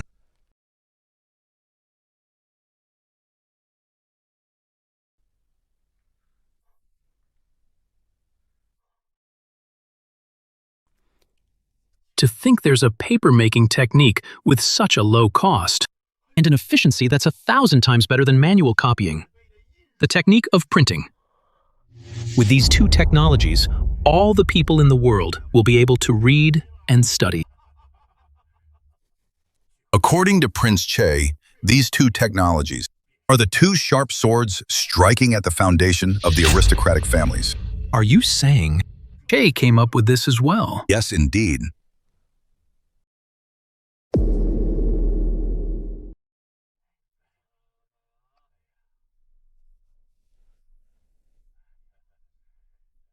Take care, sir. Your Majesty. I never would have expected this. Chair just returned from the north. In just a few days, he has actually caused such a massive stir. Indeed, Your Majesty. It's truly hard to imagine that one day even the most ordinary citizens will be able to use such high-quality paper. Yes, Your Majesty, if this continues. Our great Yan will surely see the rise of countless brilliant scholars. In the imperial court, we will no longer need to rely solely on the powerful, noble families. Such an incredible technology. Chair actually chose to make it public without reservation. Before long, everyone in Great Yan will be literate, and everyone will be educated. Then why would we fear the noble families? Let's go. To find Chair. Master. Master, you finally arrived. Where is Chair? I have something to discuss with him. Master, early this morning, the young master went to the manor on the outskirts of the city. Oh. Please. Please. Brother Chin. Mm-hmm. Is this where you used to live? Why does it look like a workshop? Pretty much this place is where I made my fortune. Hey, by the way, I have a favor to ask. Go ahead. Bring some troops over and gather the brothers who came back with us from the northern frontier. Bring them all. What do you need troops for? I'm afraid someone might do something desperate. But deploying troops without permission is a serious crime. Just tell me, are you going to help me or not? I'll help. Since you've asked, in the Northern Army, who would dare not to show you respect? Even His Majesty owes you a favor.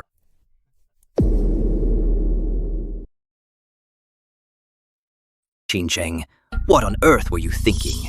I told you a long time ago not to buy that kid's paper. Now, you've been played for a fool. Many noble families have come to me to complain. God knows how much money has been thrown down the drain. Your Highness, is this really the time to worry about that money?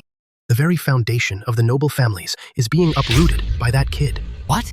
Is it that serious? That kid's methods are truly ruthless. If this continues, within 20 years the noble families in court will have no ground to stand on. By then, no one will support your succession. Then what should I do?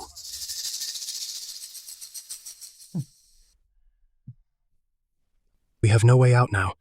We must risk everything for a final stand. Mobilize the Imperial Guard. Flatten Chincha's manor in the outskirts. Seize and ban all books in the capital. But only father can mobilize the Imperial Guard. Aren't you a prince? Don't you want to be the crown prince? Then you are the future emperor of Great Yan. Why wouldn't you be able to mobilize the guard? If you keep being so indecisive, you'll never have another chance. Don't have the military tally. If we don't have it, we can forge one. Forge it? Even your teacher has abandoned you. Who else can you rely on?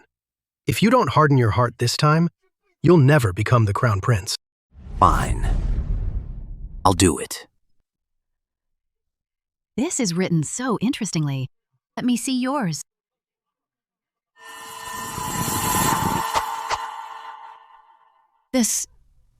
What's going on? By order of His Majesty. Within this manor, banned books are being illegally produced and spread. Everyone, hand over the banned books. Surrender.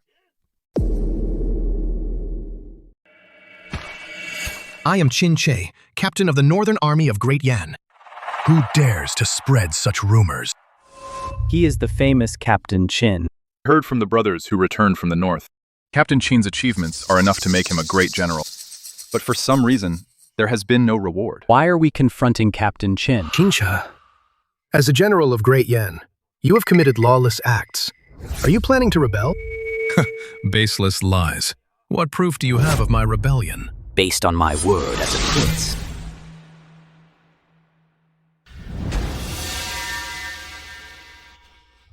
I am a prince of Great Yan. This man, while in the army, colluded with the Xiongnu and distributed banned books. These are capital offenses. I am personally leading the campaign to punish this traitor. Everyone, stand down. Mr. Qin invented the curved shaft plow and the wrought iron smelting method. He is the one who fed us. He couldn't possibly be a criminal. Right. If it weren't for Mr. Qin subduing the Xiongnu, my husband and children would still be in the north, doing forced labor on the Great Wall. Mr. Qin is our family's great benefactor. Now Mr. Qin has improved papermaking and invented printing. He made it possible for ordinary people like us to read books. He is clearly a great hero of Great Yan. Yes. A great hero. You. All of you. A great hero. This is mutiny. You've all rebelled. Kill them all for me. These rebellious traitors. Kill every single one of them. Do it now. Who dares to slaughter the people of Great Yan?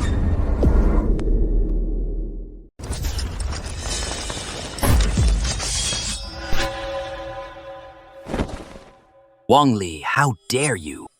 Look closely at who this prince is. My apologies.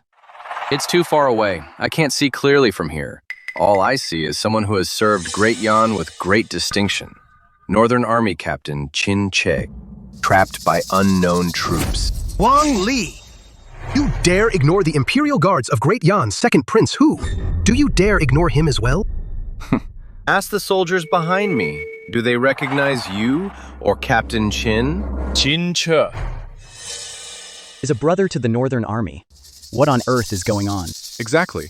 Why are we, the Imperial Guards, facing off against the Northern Army? There's some mistake. Second Prince who? If I remember correctly, even a prince has no right to mobilize the Imperial Guards.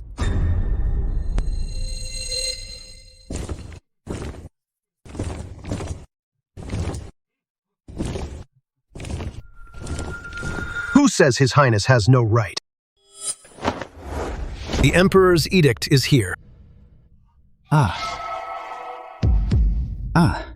Emperor's edict. Quick, kneel down at once. You, when did this? Shut up! Things have come to this. There's no turning back. We must see this through to the end. The Emperor's edict? How is that possible? Wang Li, the edict is right here. The Emperor ordered us to come and arrest this man. Are you going to defy the Imperial decree? Since the Emperor's edict is here, we must obey the order. But why would the Emperor want to move against Captain Qin? I don't know. We cannot defy the Emperor's command. Wang Li, and all soldiers of the Northern Army. The Emperor's edict is here. If you dare to defy it, that is a capital offense. How dare you disobey?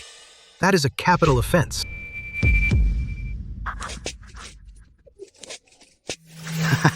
Good. Quick, kill this brat for me. Raise this manor to the ground. Fine. You, Hu-Er, having a problem with the decree, are you? Ah, if it's not a forged decree, it's a fake. Just holding up a piece of rag, and you call it a decree. How dare you? This is Father's imperial decree. What makes you say it's fake? Qin Che, Prince Hu-Er is a noble prince of the Great Yan. If his decree is fake, do you really think you have a real one? Stop wasting your breath on him. Go and kill him now. Burn all those books to avoid any further trouble. All Imperial Guards, hear my command. The Emperor's decree is here. There is no falsehood in it. Seize this boy at once. Anyone who dares to disobey shall be executed on the spot. Is that so?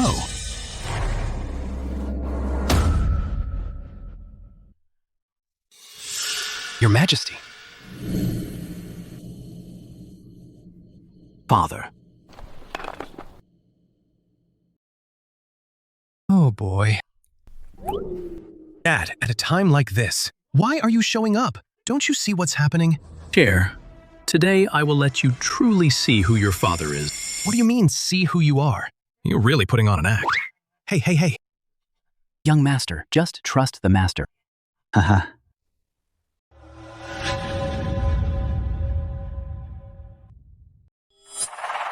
Stand before you. Who dares to step forward? Greetings, Your Majesty. Greetings, Your Majesty. Father. He is. That's right. Our master is the current emperor in all the land, the supreme one. And you, young master. No, Your Highness, are the Prince of Great Yan. Then I've been trying to persuade the first emperor to rebel against himself. Father, I was wrong. Father, I was just confused for a moment. Father, it's all Qin Cheng.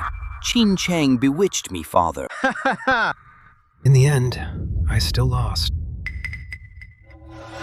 My dear uncle, I'll be waiting for you down there.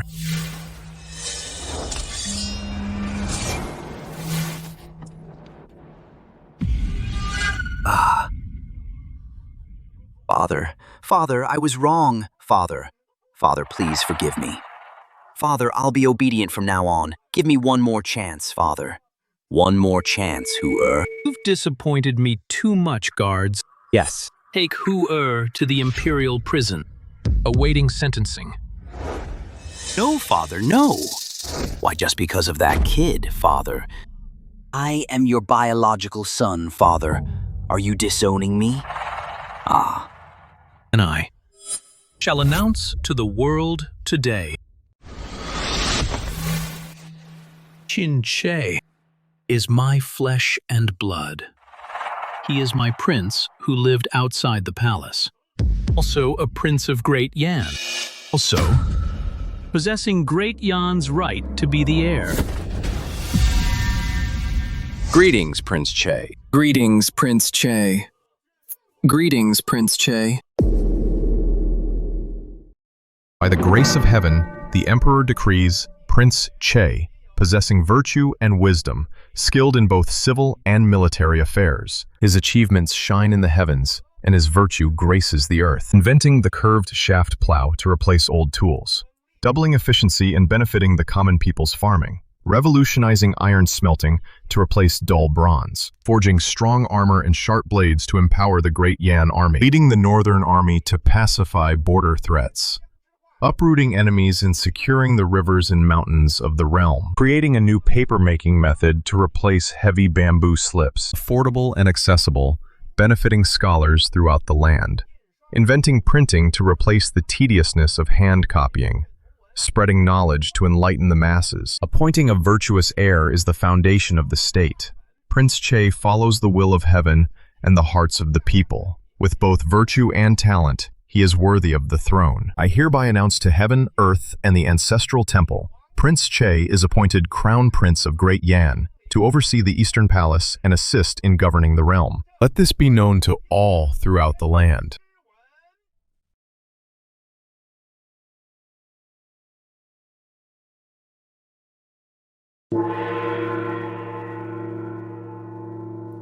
Dad, you really are something.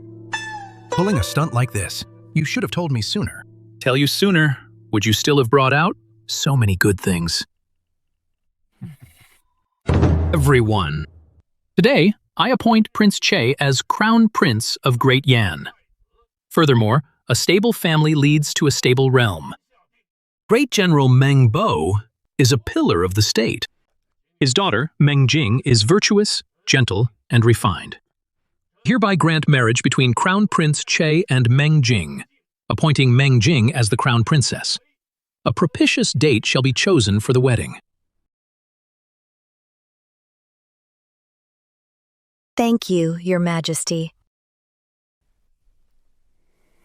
Look at that. I told you we were meant to be family. You naughty scoundrel. Congratulations, Your Majesty. Congratulations, Crown Prince. Bonjour, Crown Princess.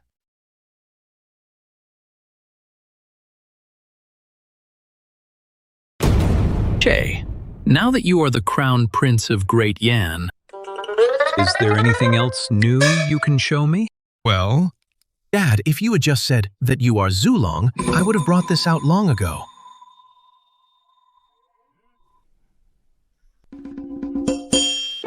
What is this?